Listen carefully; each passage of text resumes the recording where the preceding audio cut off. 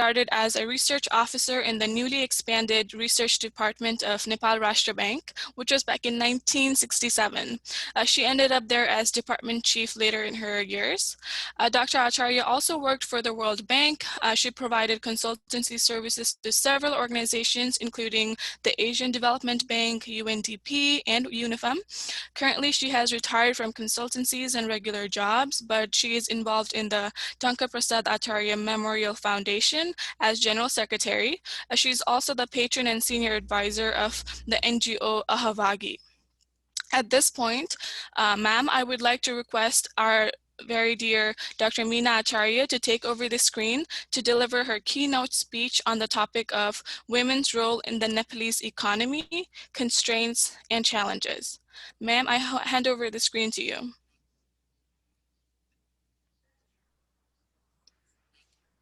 Hello? हजुर ma'am. Hello? भयो? हजुर. यो जोडा छैन हजुरले बोलेको आउनु यो जोड्नु पर्यो त्यो पनि आउनु पर्दैन Ma'am, हजुरले बोलेको सुनिरहेछ. सुनिरहेछ हजुर. म सुरु गरौँ हजुर ma'am, सुरु गर्नुस्. त्यसैले म अब सबैभन्दा पहिले त तपाईहरुले मलाई चाहिँ यहाँ बोलाउनु भएकोमा धन्यवाद दिन चाहन्छु तपाईहरुसँग चिनजान गर्ने मौका दिनुभयो अर्को कुरा के भने तपाईहरुलाई यो सनी भन्ने चाहिँ तपाईहरुले अर्गनाइजेसन बनाएकोमा पनि म चाहिँ तपाईहरुलाई बधाई दिन चाहन्छु यो चाहिँ आवश्यक भइसकेको थियो र बधाई छ तपाईहरु सबैलाई जसले चाहिँ यसको अर्गनाइजेसनमा लाग्यो अब यो भनिसकेपछि अब आज को खै पोखरेलजी आइसक्नु भएको छ प्याकुरेलजी र उहाँ अब को सबैको मुख देखेको छैन अब तपाईहरुलाई मात्र देख्या हो अब ठिकै छ अब म चाहिँ के भने पेपरमैबाट पढ्छु मैले के विचार गरेँ भने मेरो पेपरको चारवटा भाग छ एउटा के भनेदेखि अहिलेसम्म महिलाहरूको इन्भिजिबल रहेको कामले ग्रोथलाई चाहिँ के गरेछ कसरी चाहिँ सपोर्ट गरेछ भन्ने चाहिँ हामीले तथ्याङ्कहरू हेर्दाखेरि निकाल्दाखेरि धेरै चाहिँ झन्डै जीडीपी जति नै जस्तो छ मेजर मतलब हामीले चाहिँ मापन गर्ने मेजर जति नै छ 95 मै चाहिँ युएनडीपीले कति ट्रिलियन भनेर निकालेको छ त्यस हुनाले अब के तर पनि अझसम्म अहिले चाहिँ यो तपाईको इन्भिजिबल छ यसलाई इकोनोमिक कन्ट्रिब्युसनमा मान्दैन र जब हामी पनि जब लेख्न थाल्छौँ महिलाहरूको इकोनोमिक चाहिँ कन्ट्रिब्युसन बारे हामी चाहिँ भिजिबलबाट मात्र सुरु गर्छौँ त्यस हुनाले मैले चाहिँ के गरेको छु भने यो पेपरमा एउटा चाहिँ इन्भिजिबललाई पहिलाबाट राखेको हामीले के पार्ट चाहिँ छोडिरहेछौँ भन्ने कुरा आफूहरू चाहिँ तपाईको सचेत भएर हामीहरूले चाहिँ काम गर्नुपर्छ अर्को पार्ट चाहिँ मेरो के छ भने अब यो चाहिँ जुन चाहिँ हाम्रो भिजिबल छ इकोनोमिक एक्टिभिटिजहरू त्यसमा चाहिँ महिलाको के भूमिका छ भनेर हेरेको छु थर्ड कुरा चाहिँ अनि के भनेदेखि अब महिलालाई त्यो मार्केटमा आएर भिजिबल कामहरूमा काम गर्नलाई के चाहिँ अवरोधहरू र के चाहिँ च्यालेन्जेसहरू छ भनेर रिभ्यू गरेको छु छोटकरीमा सबै अनि त्यसपछि फाइनलमा चाहिँ गभर्नमेन्टले अहिलेसम्म के गरेछ भन्ने छोटकरीमा राखेको छु त्यस हुनाले अब के भनेदेखि म यो पेपरै पढेर सुनाउँछु तपाईहरुलाई अब यहाँ चाहिँ के भने पढेर सुनाउनलाई सुनिरहनु भएको छ हैन सुनिरहेछ हजुर ma'am First of all, I want to draw your attention to the fact that when we think about women's role in the economy, we have to start with reconceptualizing what we mean by the economy. Thus, what we learn in the classroom, let me not go in the detail. What we learn in the classroom doesn't cover whole contribution of women, because women's visible activities, the sector which is measured is almost equal to what women contribute as the core of the economic activity. That is the core, that women cook, then clean, and women cleaning, household maintenance, banking, shopping, everything they do for the household. And then they also care for the children, and they for the sick and for the old. And this in this men share very little. It is mostly women's work. It is considered women's responsibility and women's. So that part is usually left out. We cannot say how much in monetary terms how much that is right now, because the system of national account, that is the national international manual for making national accounts, says that we don't have a standard measurement to measure that part, how to convert it. So we have to try to build a satellite account on the basis of something, and that will be labor time. And for all countries, national labor time is not available. For Nepal, for 2 years, not consecutive, but after 2 years, we had collected in Rashtra Bank when I was there. But after that, Chinese data is not published and analyzed, kind of not collected in a standard way. CBS does publish a little in the labor force survey, but that's not processed very well, and it is not easy to read, and we have to kind of spend a lot of time whether to how to compare it with the. And every time CBS labor force survey changes what it presents in what form. So that part I calculated. When I calculated it, it it contributed 47% to total product. If you total measured GDP and then the household production and services at the household, then I found that that constitutes 47% of total. So that part is quite left out. So when we are working as economists, if we are working as just in banking and regular worker, but if we are teaching, if we are trying to be gender experts and trying to work as a gender expert, we have to be we have to be very conscious of this fact. And being conscious of this fact on trying to make your colleagues understand this is difficult. And we are at this stage that now Nepali women have very many facilities, but still when you talk to them everywhere, they say that in all the sectors, they say that this household responsibilities hinder them in politics, in employment, everywhere in the market, so they cannot even get better job. So that's why this part is very important, and we must now start dealing with that.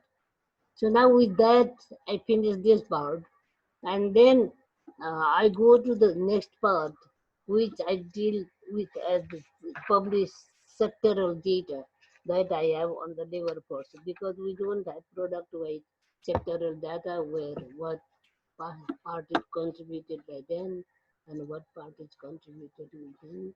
We have to calculate it. So there are several methodologies to calculate it, but I am just presented you with the labor force deployment data and shown you that women contribute to this kind of regular part of the GDP also substantially. They constitute major labor force, and the agriculture is feminizing. Agriculture is feminizing. This the recent labor force survey was 57% of the workforce in agriculture are women. This was about 51% a decade ago, but now it is 57%. Similarly, women constitute uh, a substantial um, part of the labor force in services, and services is are supposed to be the um, most fastly growing sector in Nepal right now. And here it is included that restaurant, food industries, guest houses, hotels, and then tourism, and what else? Here service includes handicraft production on the manufacturing, but this is kind of services, hotel, restaurant, even transportation, and so women women contribute. You have the table here, I think, and women contribute to this sector as a labor. Women constitute. अब यहाँ अँध्यारो छ देख्दैन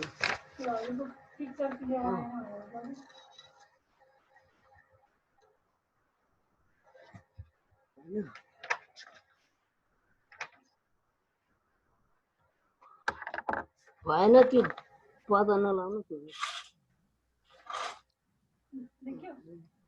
भयो 37% to the service sector. They constitute 37%, 37% of the labor force. Overall, they constitute 43% of the labor force. So it's in these sectors, women contribute substantially to GDP as per the labor force data. If we want to convert it in the real production and services, that we will have to go by their wages and go to the sectoral production and the system of national accounts and link them together and then start calculating. This time I didn't have assistance or time to do that. So I just presented you the labor data. But to really derive how much women contribute to this growth process, we have to kind of calculate all these things.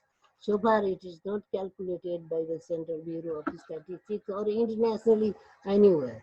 It's only women who are trying to do this, and several countries have done this. Even in Canada, for example, women contributed almost 50% of by these works. Contributed almost 50% of the total product and services. Actually, the System of National Account of 1993 defines all activities which are which others cannot do for you as productive.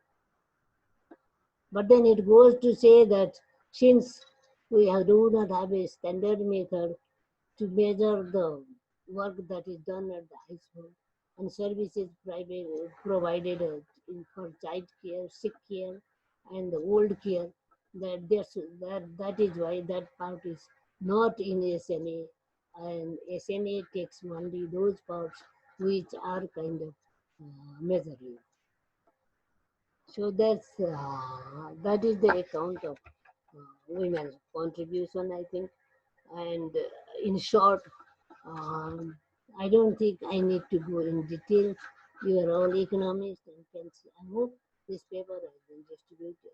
If how you can, it's only virtual meeting and probably this is not distributed. So how it is, maybe you can put on the Facebook so that everybody can read it. So I don't have Ma'am, we'll put it in our post-event report and send it out to all of our participants.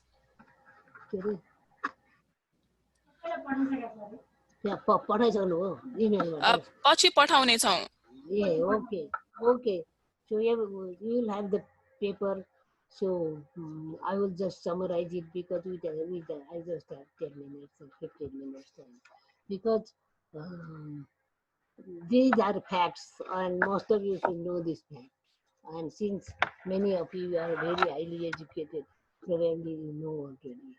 So the main thing is that now women who enter even the market are facing multiple difficulties of participating equally in the sector. First of all, this household responsibility does not allow them to choose the jobs regularly, even those, for example, we see many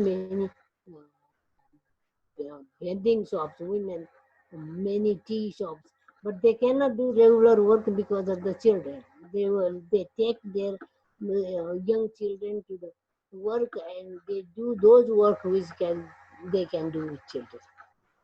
So that keeps them their wages are low and women never earn equally with men. And then that's one.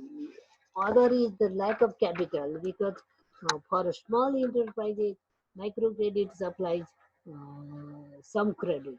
But to grow is difficult because they do not have asset to place and they have permission of the household to use the household assets. So, and banks do not provide credit on a larger scale without collateral. So women have difficulty. Other difficulty women have is that they do not have access to education equal to men. In technical education, women has lacked. They have picked up somewhat in the regular education. I say that the general education, humanities. But then that does not give her technical knowledge, adequate technical knowledge to get into the growing sectors of the economy. So that keeps them at lower echelons of the power, and most of the women female labor force lacks skills, even the semi-skilled skill to do the job properly. So that's why they get lower wages and they have to work at fixed rates, and so they have that difficulty. And then they another factor in Nepal's context is caste discrimination. Caste discrimination keeps Dalit women or of the low caste women from running food vending business or even milk selling, and this is the quick return business, and if they do not get chance in this, there is little chance for them to get anywhere because of this. So it's what else.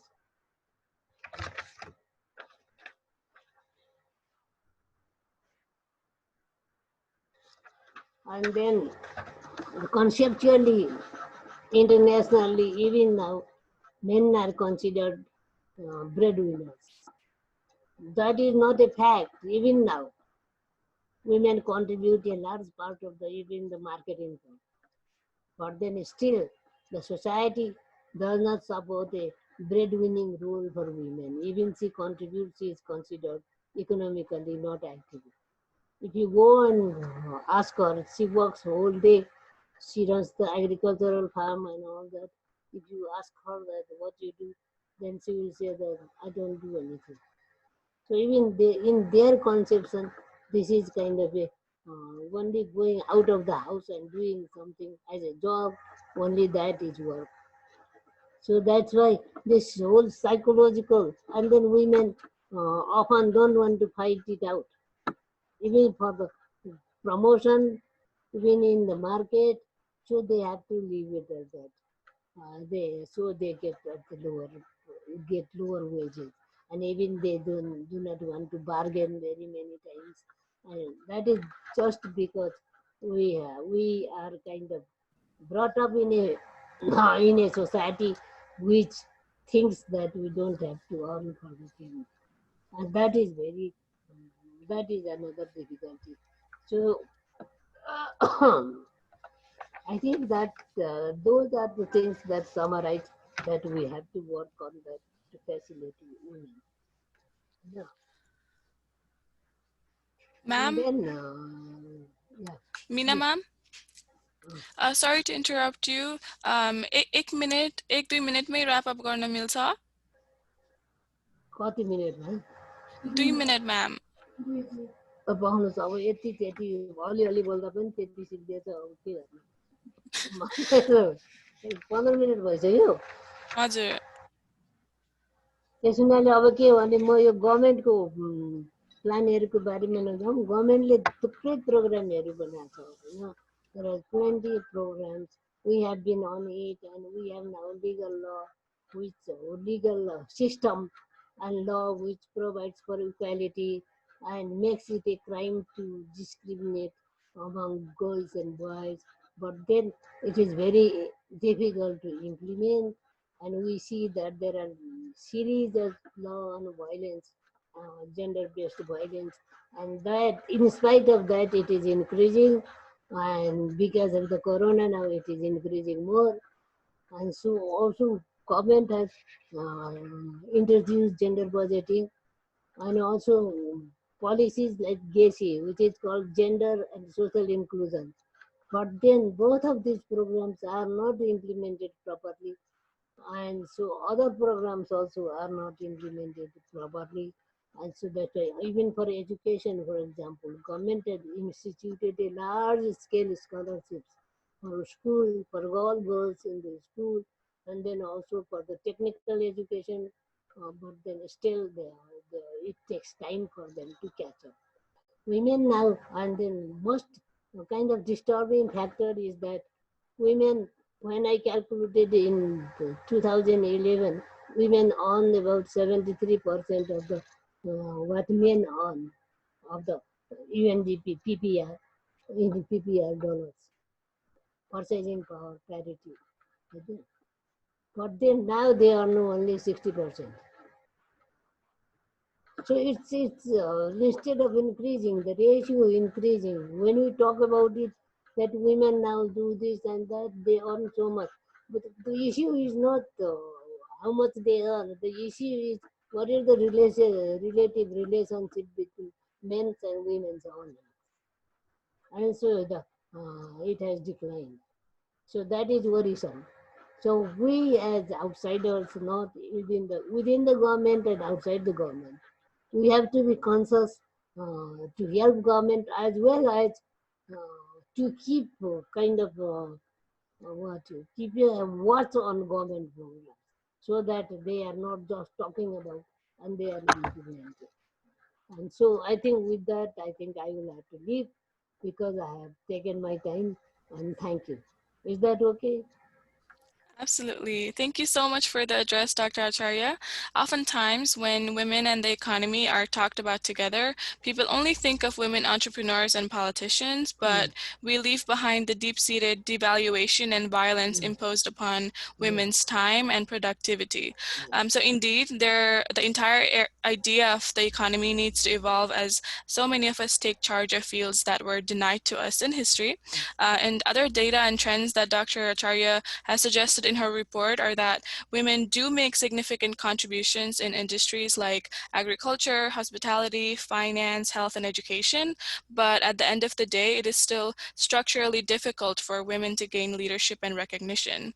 So for those of us who have joined into the session today to effectively understand the status of women in the Nepali economy, Dr. Acharya brought up the biggest reality in her report, which will be sent to you all.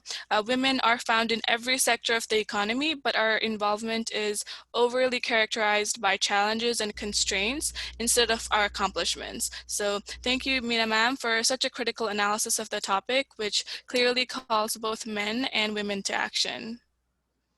In I whatever whoever you are working, in whatever place you are working, it will be good if some of you can get together and work over these theoretical issues sometimes. That Absolutely. will give us a new perspective.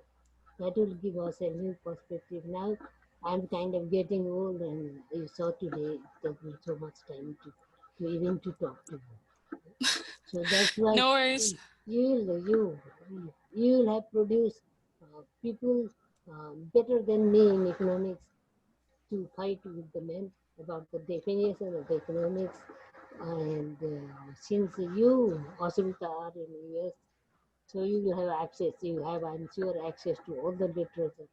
Uh, I think only recently, Jolie brought out a book which is called kind of economics, how economics lives, what and how it could take into account. And hope that you people are reading these new things on feminist economics. We definitely try. Well, thank you so much. My team and I, we consider Dr. Meena Acharya to be a really big pioneering female in our field. At Sun, we believe that if each one of us achieves half as much as you do, then the field of economics in Nepal will truly be exceptional. Ma'am, we look forward to your continuous guidance and mentorship in the days to come. Next up, I would like to take the session forward. It is my utmost pleasure to introduce you all to Professor Dr. Biswambar Pakuril. Dr. Pakuril was a former ambassador of Nepal to Sri Lanka and the Maldives. He has taught economics at Tribhuvan University for 39 years. He completed his postdoctoral research in economics from the University of Maryland at College Park, the United States. Dr. Pakuril is currently the president of Nepal Economic Association and the founding chairman of Institute for Strategic and Socioeconomic Research in Kathmandu. Thank you so much for being here, Dr. Pakuril. He has agreed to answer some questions about the topic of today's opening session, Nepali economic growth and women's role in it. So Dr. Pakuril, I would like to jump right in. First of all, could you speak to the current growth trend of Nepal? And in fact, what is the status of Nepali women in the economy? Thanks. Okay, thank you, Asrita. First of all, I would like to sincerely thank Society of Nepalese Women in Economics for inviting me to participate in this very important brainstorming session. I thoroughly enjoyed what Minaji spoke a couple of minutes ago. Her major concern was also the kind of question you have linked to my first part of the question, like he was talking about the value of unpaid goods and services have not been accounted in Nepal's system of national accounts, I think. That is what she wanted to communicate. And then she also talked about some of the government policies. So wherever she made a brief analysis of the status of women, she's the right person to talk on that. I would not be repeating that. So let me first, your question is sort of mixed up actually. First part is the current growth trend in Nepal, and then second part is status of women. So uh, talking about the growth, the growth average 7.3% if you look at the statistical information available for last consecutively for 3 years. It was 7.3%. However, things went something wrong afterwards, even before the pandemic. So, for instance, in the fiscal year 2019-20, when the estimates in the annual budget was made at 8.5% growth in Nepal, it hardly remained 5.4% during the first quarter of the fiscal year. And then the growth figure was revised because they had to do it from different corners of the society, from major international financial institutions. There were some kind of suspicion raised with regards to the government's estimates. So it came down to uh, uh, somewhere around somewhere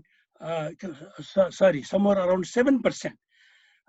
But during the first quarter, we could attain only 5.4% growth, and the second quarter was less than 5.4. It was 4.2%. So the irony is pandemic in Nepal also began during January 2020. Budget was presented in the middle of the pandemic on the second part of the May.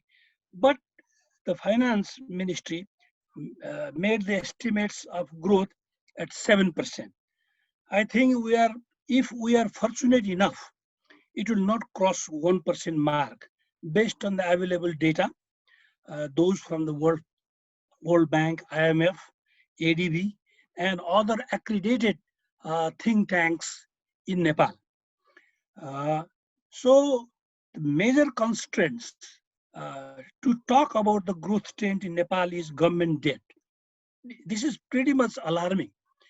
I was calculating the average government debt as a percentage of GDP had never been more than 26, 27% for last 1.5 decades.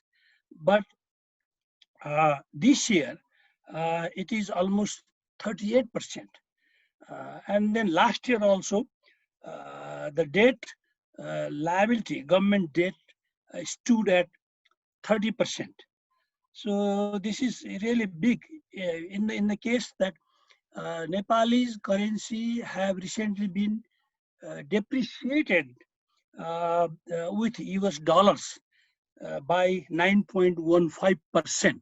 So you can imagine there has been the loan and even grind conditions have been over flooded in our economy. If this trend continues, and then the debt serving liability in terms of dollar would be pretty high. Even in Nepal's case, for instance, in the Bhodikoshi, for instance, hydropower plant, you need to pay in terms of US dollar. So internal debt, external debt would be out of the control, like what happened in Sri Lanka. Sri Lanka had more than 75 to 80% foreign debt as a percentage of GDP. So we have to be pretty much careful about the increasing, escalating government debt. And then see the absolute poverty.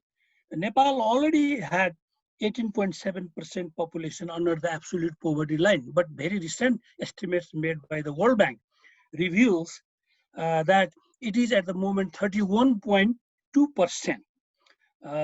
So escalating the absolute poor, to almost 49%. This is unimaginable. Actually, it's very difficult to accept this reality, but this is the reality.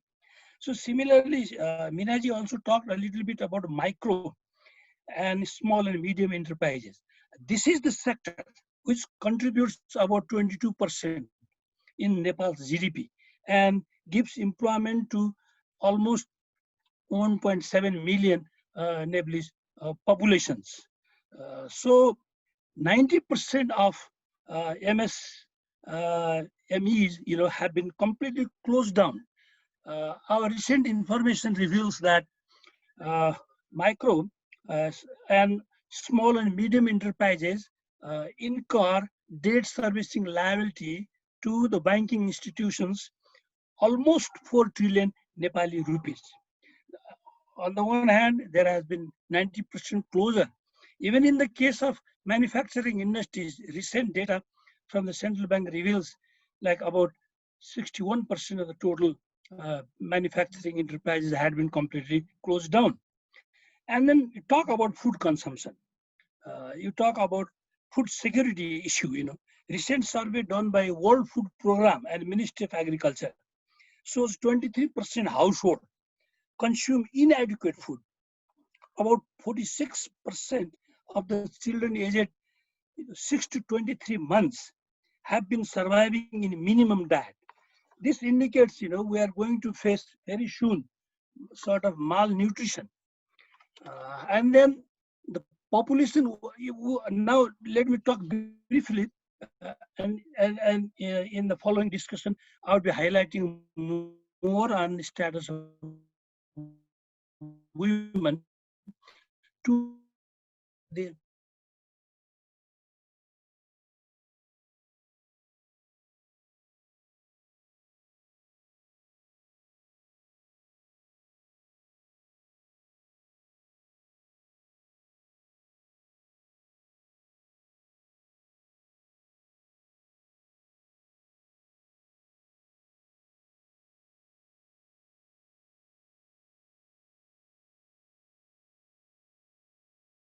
quote unquote.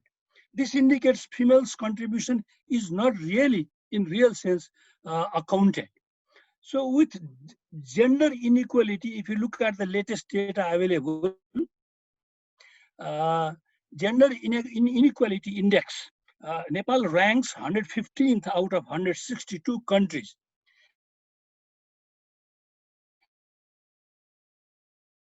Development Report 2019. I think this is a very brief response to your first question.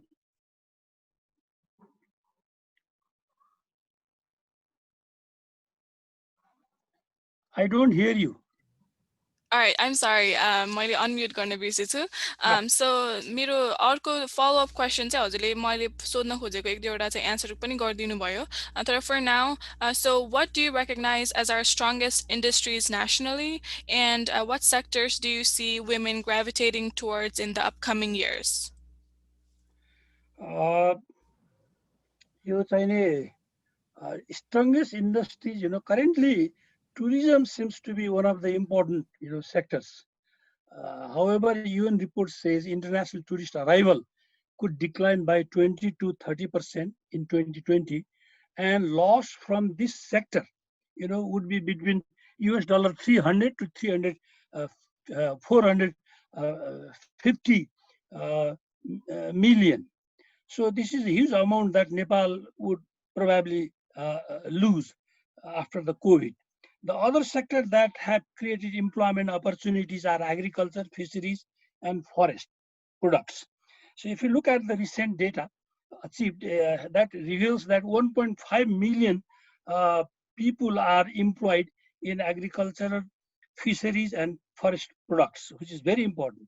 Manufacturing contribution, wholesale and retail, accommodation and food service, about these are 7 major sectors where employment is somewhere around 5.9 million or almost 6 million. But after COVID, out of these numbers, almost 62% are at risk. This is very risky. Other sectors also, for the potential sectors in Nepal, used to be carpet, textile, jute, sugar. These all are gone now. Oilseed mills, cement and brick factories.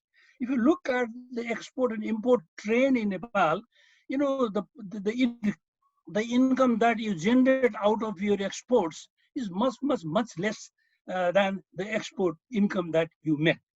Export in China has almost been very small percentage.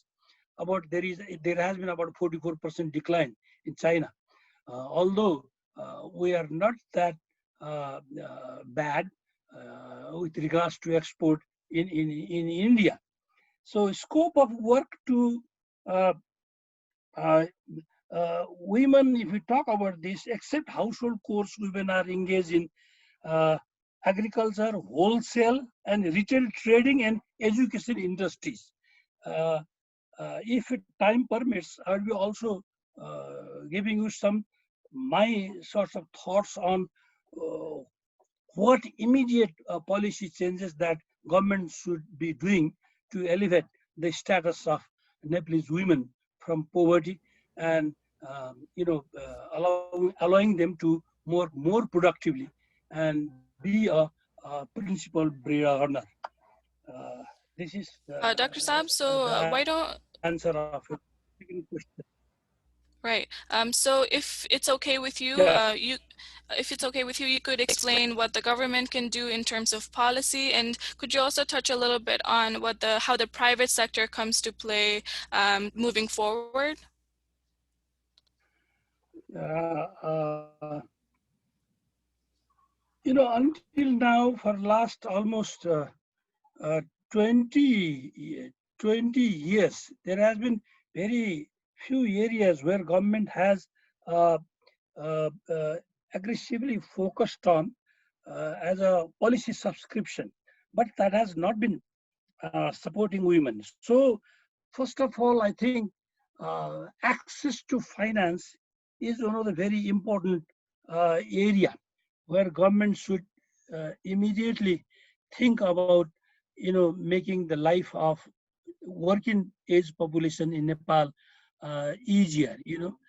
And then after this, then I think there are some other recent studies also reveal some other areas about potential areas where women can also be made engaged. Even you'll be surprised to know, even in the energy sector, uh, which really gives 2.2 billion US dollar, and and then road and infrastructure sector, whose deficit that currently Nepal realizes is $1.32 billion.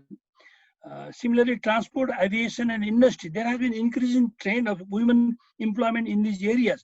But education, skill sort of development programs, that government should be immediately thinking about this. You know, out of 21 national pride projects, um, almost 70-80% of the national pride projects have not been performing well. So, like, let me give you one example. West Sethi hydroelectric project. It's there for last 21 years, never completed. Let us not talk about Melamji, drinking water. Everybody knows about this. Budi Gandaki hydroelectric project, for instance. Uh, this is also not doing good. It's been 13 years. Similarly, Dharke Khola hydro project, potential areas where there can be very good employment opportunities. Dharke Khola hydro project is there for last almost 1.5 decades, almost 1.5 decades doing nothing.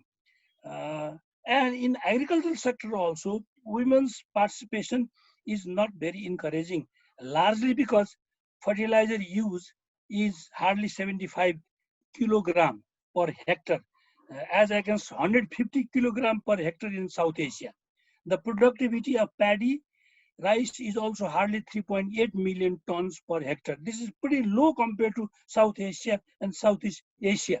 So women's potential areas of employment, uh, these are the technical problems that Nepalese farmers are facing at the moment. The groups of women uh, team have been visiting Ministry of Agriculture and Forestry time and again to communicate to them that we are capable to handle barren lands in the absence of our children who go out for as a migrant worker. But these are also the potential areas where government can do a lot of things. We still don't have any mechanism so that the product from the market can be marketed to the main market center. In Dhapa, for instance, people uprooted the tea bushes, and then they went for another sort of crop. Similarly, in Dharing, about hundreds of liters of milk was thrown in the street, and then a couple of million rupees worth vegetables were, damaged. So government, always gives lame excuses. Why not government participates with the private sector by giving them some compensation and bringing about major reforms during the lockout to bringing the farmers' product from the market to the main centers. So government can do that. This is what the farmers are often on telling the government. And you have a lot of women, female workers working in these areas as well. So there are, you know, dozens of areas, potential areas where already there is a symptom that female workers are being engaged, but there has nothing been doing. So milk, for instance, if we had milk processing industries back in the field, close to the market center, you can have milk based products, like you make cheese, you make vegetable ghee and all.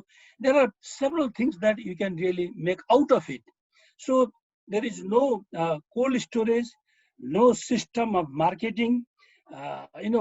Public-private partnership is only in theory and slogan. There is none of the visible single project that is available in Nepal, which has this component, public-private partnership. So this is the reason why lot of even female women, female workers, because almost 1 million migrant workers have just returned back from India and from Gulf countries very recently. So this indicates the numbers of migrant workers who have left home. So after they come back here, there is no provision to make them use their skills that they earn. A lot of people did some agricultural work in Israel. There is nothing much being done. There is no coordination between the center and the state government. And we had from my association, economic association, and Society for Economic Journalists, we had a Zoom meeting very recently conducted where a couple of chief ministers from different states and all the finance ministers, including the mayor and deputy mayor from all the municipalities in the country, they were with us on the Zoom meeting, and their concern was, whatever decision government is making at the moment, it is all ad hoc decisions. So usually what has been happening is there has been non-technical persons in the high-level committee, and they make a technical sort of, decision. This is where our plan fails, and this is where we have to look into it and make our voice a bit louder. So Uh, agricultural sector is another sort of priority area, but I told you, even if the rice, maize, and wheat occupy more than 80% of cereal area, and rice alone contributes almost 20% in agricultural GDP. Unfortunately, I gave you the data on fertilizer use and productivity. So agricultural sector is not doing very well. In last 10 years, for instance, the manufacturing sector, where we had a lot of hopes, have not created more than 1.1% employment opportunities. So this is very pathetic. You know, not even a million population were employed, not even a 500,000. So this is very pathetic. So there are potential areas, but nothing has been done. We are fortunate enough to have two different kind of, climate in Nepal. 7 districts. We have tropical climate. We have, temperate zones. And considering the climatic factor, different kind of vegetables, fruits, and cereal grains can be produced in different states. So government has not even taken any database from different states. And some states in their annual budget even had earmarked budget for the expected migrant returnees. But when the states can do that, why not central government would go to consult to the concerned states in Nepal to work out, in the absence of the preparation back in Kathmandu, the Dr. flight, Packerel, yeah. we're sorry, we're running out of time. So if I may ask you to wrap up in a sentence or two. Uh, well, the scary situation at the moment in Nepal is COVID-19. The great problem nation suffers is balancing between human life and sustaining the ailing economy, where females also would be involved. Managing health facilities is out of government's hand now. There is not much progress done, after the lockdown. Hospital beds are what they were a couple of years ago. ICU is hardly 1,500. Ventilator is hardly 800. Isolation beds is hardly 3,000. So the infection has already transmitted to the community now.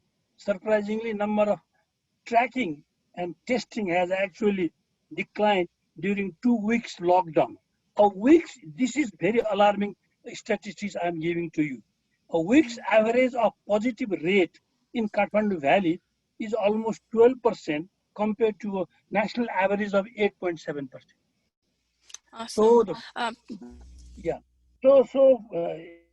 if the pandemic flattens, unless hospital surveillance system is made efficient enough, to monitor hospital acquired infections, there is a terminology, medical terminology, we call it nosocomial infection. hospital-borne infections is very much possible in Nepal. So we should be very happy that we have now been successful to flatten the number of infectants, but this is going to be another big problem. So the bottom line is the ruling government need to avoid an ad hoc decision made by, as I told you, non-technical committee on our technical matters. This is what Thank you, I Dr. need to tell you Beckrell. at this moment.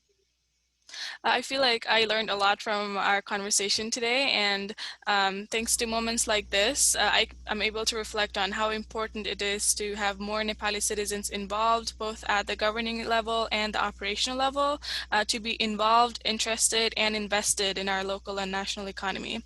Sadly, we have reached towards the end and even exceeded our time limit for our opening session. I'm so indebted to my guests, my Sunwe team, viewers, and all well-wishers for helping make this seminar and this session so fulfilling. As the chairperson for the seminar, I hope you all experience several learning moments in the upcoming sessions. Namaste. Thank you so much. Thank you. Thank you. Deepaji, I'm handing over to you. Thank you, Ashruta. Wow, what a wonderful discussion we had in our first session. I feel enlightened already, y'all. I bet y'all are too. Let us know how you feel in our Facebook page. We will love to hear it from you. And now we will shortly begin our second session. For this session, we have these incredibly talented ladies and equally gorgeous Miss Pavitra Mazi, Miss Prakriti Patrai, and Miss Sridhana Bajacharya. I'm a huge fan of these ladies already, and I'm super pumped to share the screen with them. With this, I would like to hand this over to my friend Prasamsa Rimal to moderate this session for all of us. Prasamsa, are you there? Hello. Yes, I'm here. Sunirako छ? Yes. Yes, Pavitra ji, Srijana ji, raw Prakriti ji, could you turn your videos on? Yes, Pavitra ji को भएछ. Unmute पनि गरिदिनु होला. Here we go. Prakriti ji पनि हुनुहुन्छ?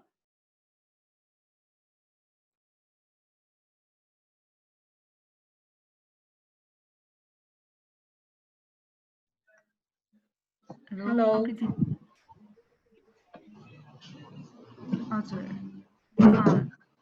Thank you so much for being here. Prakriti ji, are you on the line?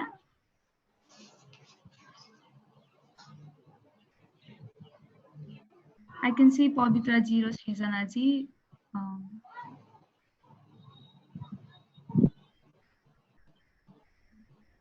Hello. Yes, Prakriti ji. Okay, this is perfect. Sunirako छ है? Yes. Okay, I will start right away. Namaskar everyone, welcome to Wineg 2020. My name is Prasamsa Rimal. I am from Kathmandu. I completed my bachelor's degree in mathematics and economics, and I'm currently working as a data and policy analyst in Washington. I've been affiliated with Sunwe since its inception, and I'm excited to welcome our three panelists and discuss the role of Nepali women in social activism. Our panelists today work in different sectors in Nepal, but work with a common objective, which is empowerment of women. So with our first panel discussion of the conference, we are examining the importance of social agency in economic empowerment of women and discussing how social structures create barriers for economic growth. Our first panelist is Prakriti Bhattrai Bosnetji. Prakriti ji is a youth activist and the chairperson of Political Literacy for Women. Political Literacy for Women aims to increase Nepali women's knowledge about politics. The campaign has successfully been able to educate more than 100 young girls and women about the basics of politics. Welcome, Prakriti ji.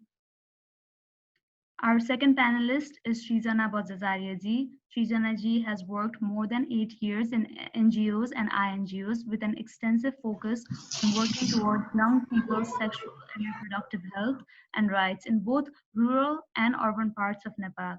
He's the founder of Yoshan.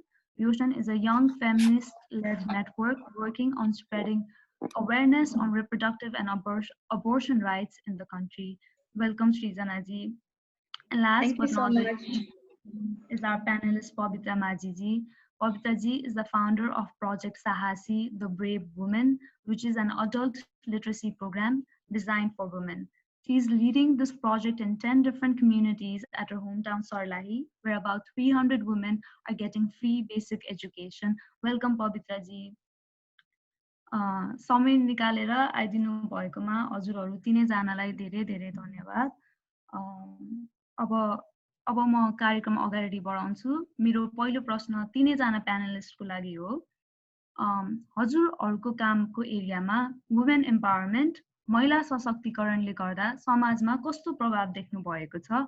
एकचोटि इङ्ग्लिसमा नै भन्छु। In your line of work, could you tell us about the ripple effect we can see in society when a woman is empowered? Paila, let's start with Srizana ji.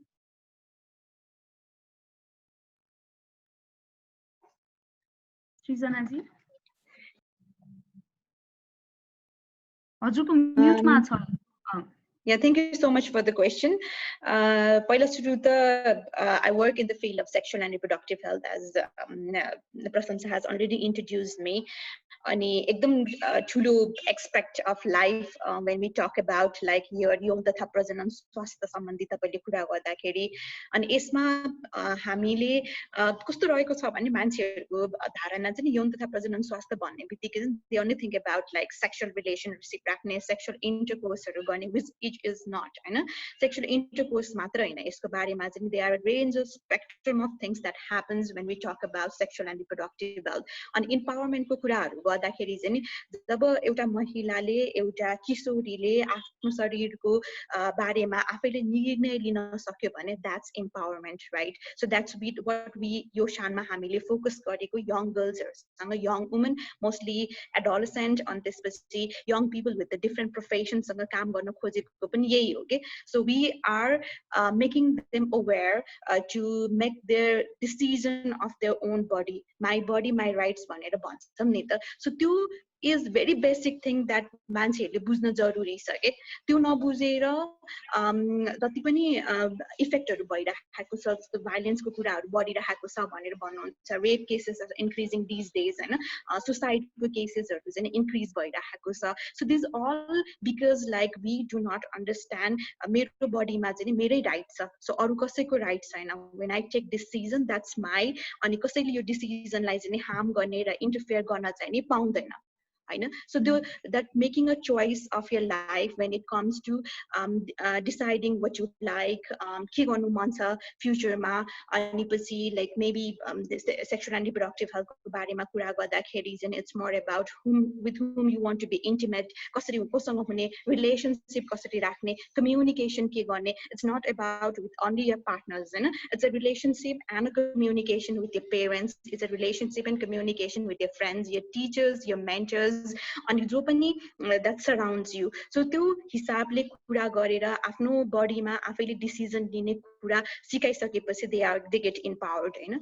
अनि यो in case अब नेपालमा कुरा गर्दाखेरि जहाँ चाहिँ अब प्रीति सत्ता भन्न न, patriarchy is a huge thing, अनि पछि एकदम conservative society छ। when we talk about sexual and reproductive health, people don't want to come to us. कतिचोटी त यस्तो भएको छ कि even teachers and community people are bashing to us, saying like के कुरा सिकाउन आएको, हैन। एउटा सानो ब्रोशर दिँदाखेरि कन्डमको पिक्चर देख्ने बित्तिकै they are so frightened that they don't want their children to learn about that, या यो मान्छेसँग नजिक नजाऊ भनेर कति धेरै चाहिँ हामीलाई अक्युजेसन पनि आएको छ कि। सो त्यो भएको कारणले गर्दाखेरि चाहिँ अब गर्ल्स र वुमेनको स्टेटस हामीले हेर्ने हो ग्लोबली भने चाहिँ अहिले पनि लो छ के। So what we are doing, हैन, हामी एकदम back to normal गराइरहेका छौं त यसको कोभिडको टाइममा। सो back to normal मा sexual and reproductive right को हिसाबमा, women's empowerment को हिसाबमा के भएको थियो र, अनि के अचिभ गरेर हामीले त्यो एनालाइसिस गर्न पनि जरुरी छ के। सो अहिलेलाई चाहिँ म यति नै भन्न चाहन्छु। So what we have been doing is more about talking of your body, being positive about your body, and more positive about your sexuality, and exploring sexuality is what empowers women and girls. Thank you. Thank you, Srizana ji. Prakriti ji, what are your thoughts on this? हजुरको अलि feel different छ? Yes, thank you so much, and I'm so glad that I could share this panel with two amazing people, two diverse, हामी तीनैजना तीनवटा विभिन्न क्षेत्रबाट छौं। अब नेपालमा सशक्तिकरणलाई हेर्ने तरिका कस्तो छ भन्दाखेरि सशक्तिकरण भनेको चाहिँ टेलरिङ सिकाएर मात्रै सशक्तिकरण हुन्छ हैन टेलरिङ सिकाउने अनि मजाले टेलरिङ सिक्छन् अडियो के भन्छ हाम्रो जो स्टुडेन्ट्सहरू हुन्छन् सशक्तिकरणको कार्यक्रममा आउने व्यक्तिहरूले टक्क लाएर चट्ट टेलरिङ सिक्नुहुन्छ 1 हप्ता लाएर त्यस पछाडि चाहिँ प्रपर्टी राइट्स हुँदैन प्रपर्टी राइट्स नभइकन त्यो एम्पावरमेन्टको कामै छैन सो हामी चाहिँ त्यो प्रपर्टी राइट्सको जुन सेक्सन छ त्यहाँ एम्पावर गरिरहेछौँ वुमेनहरूलाई हैन नेपालमा हेर्ने हो भने राजनीतिक सशक्तिकरण महिलाको राजनीतिक सशक्तिकरण भनेको विश्वमै पोलिटिकल लिटरेसी भन्ने टपिक अलिकति नयाँ टपिक हो नेपालमा हेर्ने हो भने त हामीलाई बुझाउँदैमा पसिना आइसक्यो राजनीतिक सशक्तिकरण के हो भनेर हैन खै हामी चाहिँ महिला सशक्तिकरण चाहिँ विभिन्न तहमा हुनुपर्छ र एउटा तह चाहिँ राजनीतिक तह पनि हो नेपालमा चाहिँ अहिले हेर्ने हो भने कुनै जुनै पनि पोलिटिकल पार्टिजहरुमा कुनै पनि पोलिटिकल पार्टिजमा नेपालको कुनै पनि पोलिटिकल पार्टिजमा 33% रिप्रेजेन्टेसन इनसाइड पार्टी स्ट्रक्चर नभइराखेको यो अवस्थामा संविधानले 10 वटा क्याबिनेट बन्नुभन्दा अगाडि नै इन्स्योर गर्दाखेरि पनि अहिलेसम्म पनि हामीले 33% चाहिँ पोलिटिकल पार्टिज भित्र महिलाहरूको आरक्षण ल्याउन नसक्दै गर्दाखेरि जुन यो टाउके आरक्षण देखिराखेको छ त्यो चाहिँ 40.9% women in local government 33% in parliament भनेर जुन हामी एकदम खुसी भइरहेछौँ त्यो चाहिँ देखावटी मात्रै हो रिपोर्टमा मात्रै त्यस्तो हुन्छ रियल लाइफमा यस्तो हुँदैन महिलाहरूलाई राजनीतिमा गाह्रो छ र हाम्रो भन्दा अघिल्लो पुस्ताले 33% आरक्षण ल्याइदिसक्यो हाम्रो पुस्ताले चाहिँ अब के गर्न पर्यो भन्दाखेरि चाहिँ हामी बटम टु टप अप्रोचबाट आउन पर्यो भनेर हामी त्यो किसिमको आरक्षण के भन्छ एम्पावरमेन्ट गर्छौँ हामीभन्दा अघिल्लो पुस्ताले 33% आरक्षण ल्यायो टप टु बटम अप्रोच भइसक्यो तर नेपालको नेसनल प्लानिङ कमिसनले पनि यसमा काम गरेन national planning commission election commission जति पनि वुमेन कमिसन छ तीनैवटा कमिसनले महिलाहरूको राजनीतिक सशक्तिकरणमा काम नगरेको देखेर चाहिँ हामी बाध्य भएर यी गर्नुपर्ने काम यी 3टा बडिजका हुन् तर यो नभएको देखेर चाहिँ हामी त्यसरी स्वतस्फूर्त रूपमा आएका छौँ तर हामीले गर्ने सशक्तिकरणले कसरी प्रकृति चाहिँ अलि सुन्नेन अडियो ओके हामीले अहिलेसम्म 100 जना महिलाहरूलाई चाहिँ राजनीतिक सशक्तिकरण गरिसकेका छौँ त्यसमध्येबाट 40 जना महिलाहरू चाहिँ हामी कहाँ आउनुभन्दा अगाडि पोलिटिकली अफिलिएटेड हुनुहुन्न थियो भने हामी कहाँ क्लास लिइसकेपछि हामीले पोलिटिक्स पढाइसकेपछि एउटा पोलिटिकल पार्टीको होइन उहाँहरूलाई मनपर्ने पोलिटिकल पार्टीको चाहिँ गएर सदस्यता लिनुभएको छ सो त्यहाँबाट चाहिँ सुरु हुन्छ राजनीतिक सशक्तिकरण भनेर चाहिँ हामीले बेसिक्स अफ पोलिटिक्स पढाउँछौँ जसले गर्दाखेरि चाहिँ अबदेखिबाट चिया पसलमा केटाहरूको टेबलमा मात्रै राजनीतिक होइन केटीहरूको टेबलमा पनि गफ होस् भनेर हामी त्यसरी काम गराएछौँ र प्रत्यक्ष रूपमा चाहिँ मैले डिफरेन्स कहाँ देखिरहेको छु भन्दाखेरि भर्खर युथ कङ्ग्रेस भन्ने एउटा सानो सङ्गठनको चाहिँ बोर्ड कमिटी फर्म भएको थियो त्यसमा 2 जना महिला हुनुहुन्थ्यो 2वटै हाम्रो ग्रेजुएट हुनुहुन्थ्यो कि so that is how we are हुन्छ नि seeing women grow in terms of politics so that is what we have been doing and thank you so much yes Yeah, that's great to hear, Prakriti-ji. हजुरको प्रोग्रामले त्यस्तो direct influence ल्याएको छ, direct participation increase भइरहेको छ भने that's incredible. अनि पवित्राजी हजुरको एक्सपिरियन्समा कस्तो छ महिलाको सशक्तिकरण और स्पेसिफिकली आर्थिक सशक्तिकरणले गर्दा कस्तो प्रभाव देख्नु भएको छ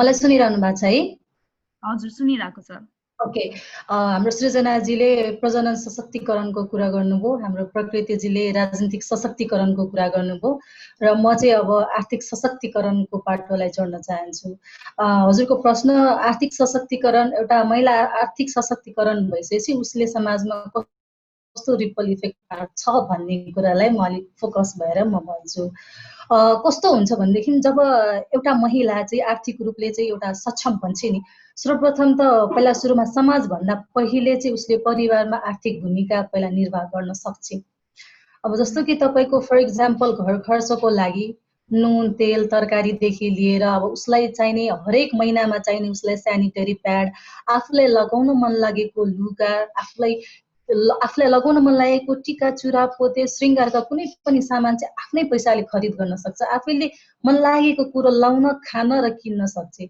अझ अझ उसको आय यदि राम्रो छ भनेदेखि उसले आफ्नो परिवारको उपचार त्यसै गरी आफ्नो बच्चा नानीहरूको शिक्षामा पनि खर्च गर्न सक्छ हैन। साथै यदि उसले अझ मैले भने नि उसको यदि राम्रो छ भनेदेखि उसले भविष्यको लागि बचत पनि गर्न सक्ने त्यो एउटा अवसर पनि उसले प्राप्त गर्न सक्छ।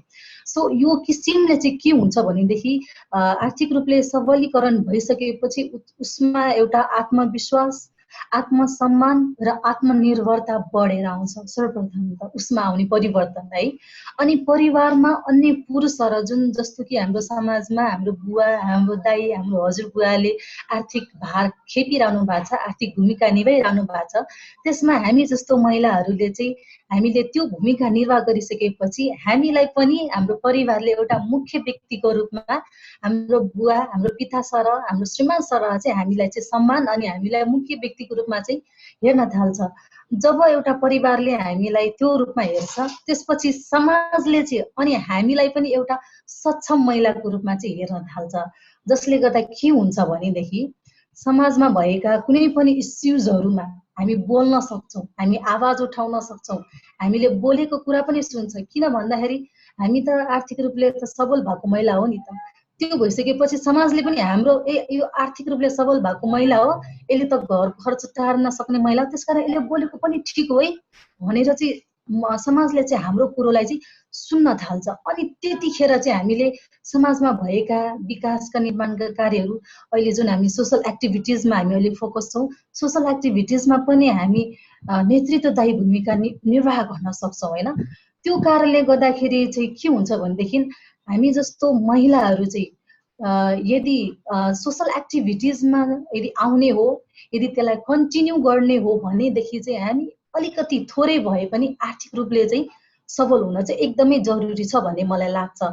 तर दुःखको कुरो चाहिँ के छ भनेदेखि हाम्रो समाजमा चाहिँ छोरी बुहारीले चाहिँ किन जागिर खानु पर्यो, हाम्रो श्रीमानले कमाएर दिइहाल्छ नि भन्छौँ र हामी महिलाहरू पनि त्यसैमा इट्स ओके भनेर चाहिँ हामीले आफूलाई घरमै मात्र लिमिट गरिरहेको हुन्छ। तर यस्तो किसिमको जुन हाम्रो समाजमा सामाजिक मूल्य मान्यता छ नि, यो किसिमले चाहिँ हामीलाई चाहिँ अगाडि बढ्न दिँदैन। तर यदि जो परिवारमा यदि उसले चाहिँ एउटा परिवारलाई अगाडि बढाएको छ, आर्थिक रूपले उसले जुन भूमिका निर्वाह गरेको छ, उसलाई पनि फेरि हाम्रो समाजले केही गर्ने एउटा वातावरण अवसर फेरि दिन सकेको छैन। किनभने यो त महिला हो, यसले घर खर्च टारेर के भयो त, यसले त समाज त चलाउन सक्दैन होला, घर चलाउन सक्नेले समाज चलाउन सक्दैन होला भन्ने किसिमको त्यो विकृति, त्यो मान्यताले गर्दाखेरि हामी जस्तो महिलाहरू आर्थिक सबलीकरण भए तापनि इकोनोमिकली इम्पावर्ड भए तापनि हामी चाहिँ ब्याकमै बस्नु परेको अवस्था छ। थ्याङ्क यू प्रविताजी, हजुरको थट्स सेयर गरिदिनु भएकोमा। हजुरहरूले धेरै एकदम इम्पोर्टेन्ट कुराहरू ल्याउनु भयो। सृजनाजी र प्रकृतिजीको एन्सर्सहरूबाट एउटा कन्सियस डिसिजन मेकिङ गर्न मिल्छ कि त whether it is about health or politics होइन, त्यसरी वुमेनहरूले कन्सियस डिसिजन लिन मिल्छ। एन्ड एडिसनली प्रविताजीले भने अनुसार जब एउटा वुमेन इम्पावर हुन्छ, समाजले त्यहाँ सिचुएसन समाजले रिस्पेक्ट गरेर पनि हेर्न सकिन्छ। जब फ्यामिलीलाई आफै पुर्याउन सक्छन् एउटा फिमेलले, तर त्यही अनुसार एउटा सानो प्रब्लम्सहरू पनि अझै नै छ।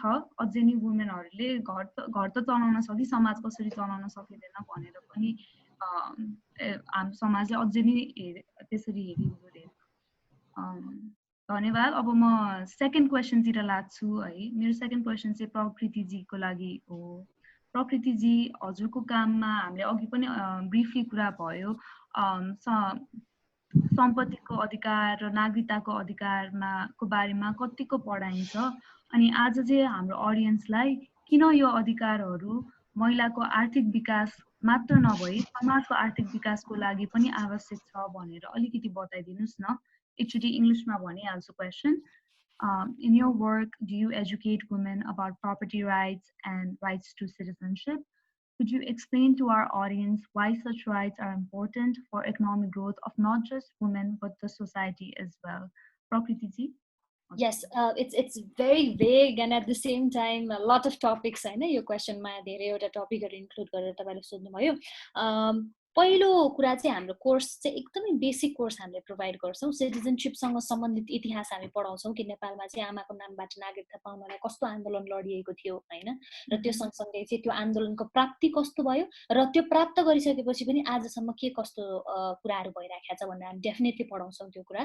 र त्यो सँगै चाहिँ जुन प्रपर्टी राइट्सको कुरा छ, प्रपर्टी राइट्स पढाउने कुरामा चाहिँ भर्खर राजनीति बुझ्न खोजेको मान्छेलाई प्रपर्टी राइट्स बुझायो भने फेरि भाग्छन् होला, फेरि बुझ्न नि हैन। भर्खरै आइडियोलोजी पढिरहेको मान्छेलाई प्रपर्टी राइट्स बारे बुझाउन थाल्यो भने गाह्रो पर्ला। एनिवेज मैले यो प्रपर्टी राइट्ससँग सम्बन्धित चाहिँ अस्ति भर्खर हाम्रो कोर्समा पनि इन्क्लुड गर्नुपर्छ कि, किनभने राजनीतिमा लाग्नको लागि पैसा त चाहियो हैन।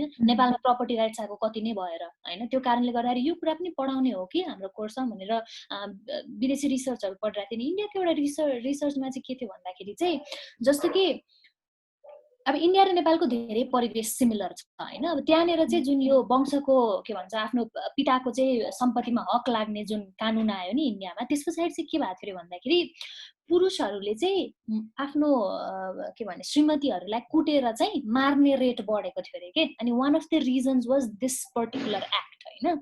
सो त्यो कारणले गर्दाखेरि हामीले यस्ता खालका कम्पोनेन्टहरू पनि याद गर्नुपर्छ है हाम्रो जस्तो एथनिक डाइभर्स भएको देशमा, किनभने इन्डिया र हाम्रो सिचुएसन धेरै सिमिलर छ। हामी पनि एउटा पेट्रियार्कल सोसाइटीमा बाँच्छौँ।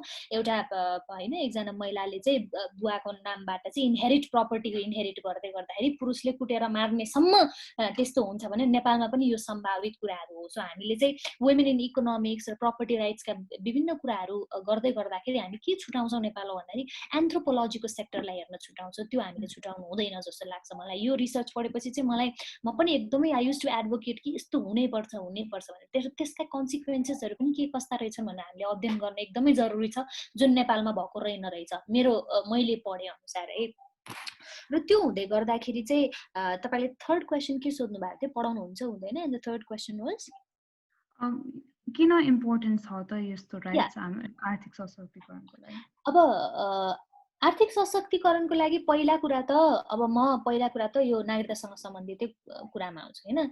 यदि तपाईँ आफ्नो आमाको नामबाट नागरिकता निकाल्न चाहनुहुन्छ, तपाईँले नागरिकता निकाल्न पाइराख्नु भएको छैन भने, तपाईँसँग नागरिकता छैन भने धेरै कुराबाट वञ्चित हुनुहुन्छ। तपाईँ ब्याङ्कमा अकाउन्ट बनाउने कुरादेखि र कलेज पढ्ने कुरासम्ममा अफेक्ट हुन सक्छ हैन। त्यो कारणले गर्दाखेरि आर्थिक स्थितिमा त तपाईँ डाइरेक्टली इन्डिरेक्टली इन्भल्भ त हुनु नै भयो। त्यस पछाडि चाहिँ जुन यो जब चाहिँ नागरिकतासँग सम्बन्धित कुराहरू हुन्छन् त्यति बेला के पनि कुरा हुन्छ भन्दाखेरि भर्खरै पनि नागरिकतासँग इस्यु हुँदै गर्दाखेरि तराईको बेल्टमा जुन महिलाहरूको वारिपारी विवाह हुन्छ त्यो हुँदै गर्दाखेरि चाहिँ 7 वर्षको कुराहरू विभिन्न कुराहरू आउँदै गर्दाखेरि चाहिँ हामीले के बुझ्नुपर्छ भने नागरिकताको इस्यु भनेको इकोनोमिक इस्यु मात्रै चाहिँ होइन, तर इकोनोमिक पनि एउटा एकदमै इम्पोर्टेन्ट पार्ट हो। किनभने नागरिकता बिना तपाईँले ब्याङ्क अकाउन्ट बनाउन पाउनुहुन्न, तपाईँले जब पाउनुहुन्न होला नेपाली मुलुकमा बसेर, या भने तपाईँले त्यो किसिमको प्रायोरिटाइज गर्नुहुन्न। त्यही भएर नागरिकताको हक बिना तपाईँले इकोनोमी चाहिँ सस्टेन हुन्छ, या भनौँ नागरिकताको इस्यु सल्भ नहुन्जेलसम्म चाहिँ त्यसरी सहज वातावरण हुन्छ भनेर इमेजिनै गर्न सकिन। त्यो त डाइरेक्टली त्यो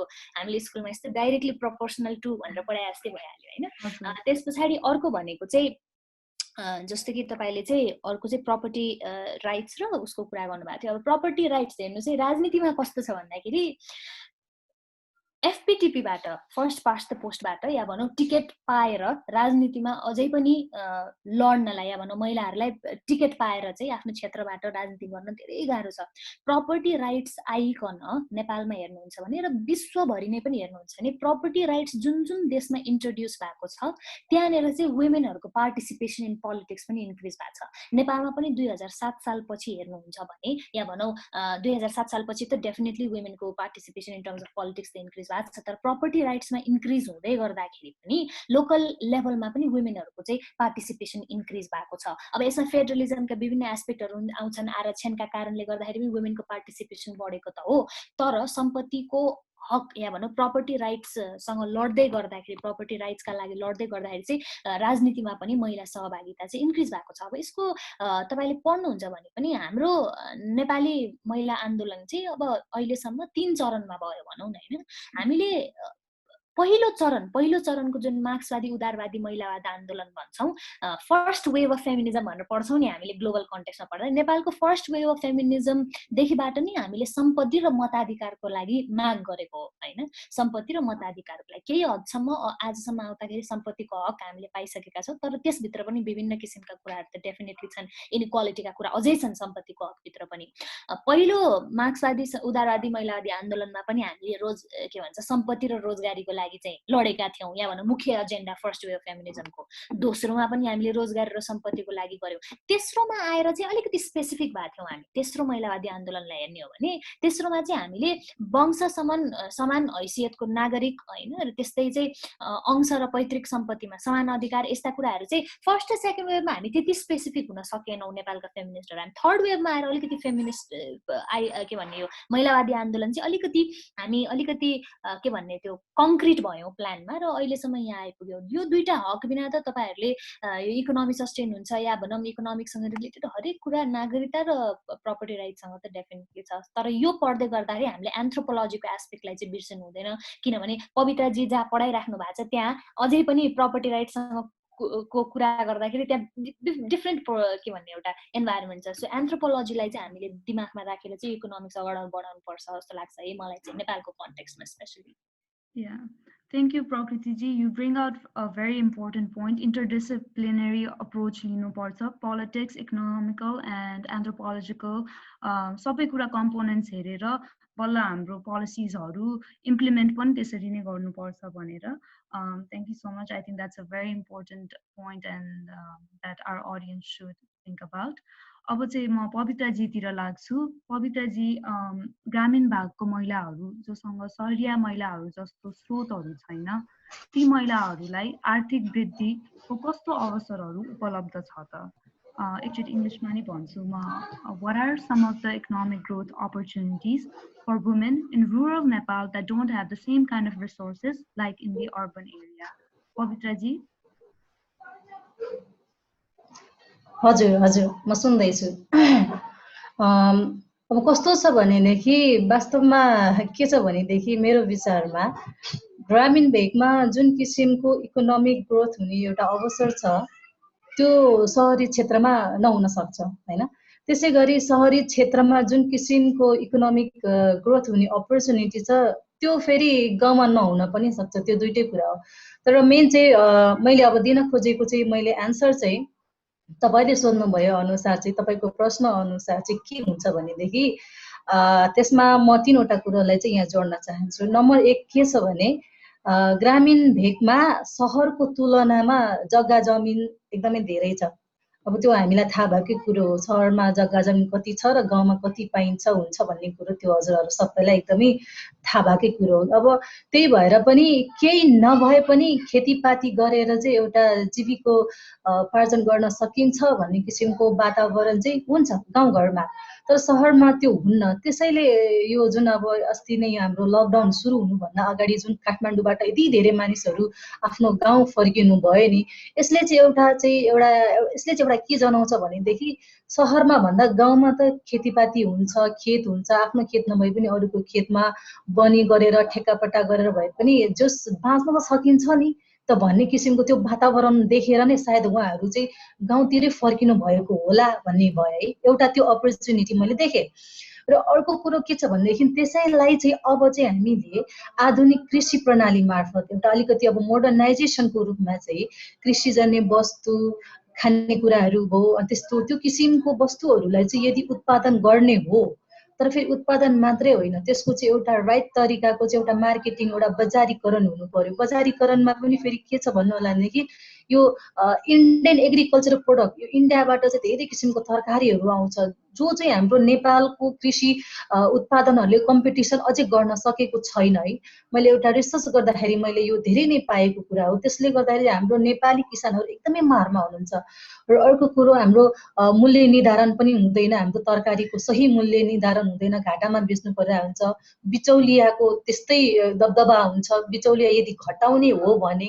अनि त्यसै गरी सरकारले चाहिँ एकदमै सस्तो र सर्वमुलमा बिउ बिजन र रासायनिक मलहरू सुविधाहरू प्रशस्त र अनि समयमा यदि त्यो उपलब्ध गराउने हो भने चाहिँ गाउँमा र ग्रामीण क्षेत्रमा इकोनोमिक ग्रोथको चाहिँ एकदमै अपर्च्युनिटी छ। अब यो चाहिँ मैले पत्ता लगाएको कुरो भन्दा नि यो सबैलाई एकदमै परापूर्वकाली थाहा भएको कुरो र यो मैले कुनै नयाँ कुरो ल्याएर भनेको नि होइन। अर्को कुरो चाहिँ के छ भनेदेखि हाम्रो ग्रामीण समाजमा हाम्रो जातीय, हाम्रो संस्कार, हाम्रो संस्कृति अनुसारको परम्परागत सिप र त्यो किसिमको दक्षताहरू हरेक समुदायमा छ। तपाईँ हेर्नुहोस्, म आफै माझी समुदायमा त्यही किसिमको सिप छ, मुसर समुदायमा त्यही किसिमको छ, दलित समुदाय, चौधरी समुदाय, हरेक संस्कारको अनुसारको चाहिँ एउटा संस्कृति अनुसारको चाहिँ सिप र दक्षता छ। यदि त्यो सिपलाई चाहिँ एक्सपर्टिजको माध्यमद्वारा पोलिस गएर राष्ट्रिय र अन्तर्राष्ट्रिय जुन त्यो बजारको माग छ र अन्तर्राष्ट्रिय बजार र राष्ट्रिय बजारको जुन एउटा प्रतिस्पर्धा छ त्यसलाई चाहिँ ध्यानमा राखेर यदि हामीले चाहिँ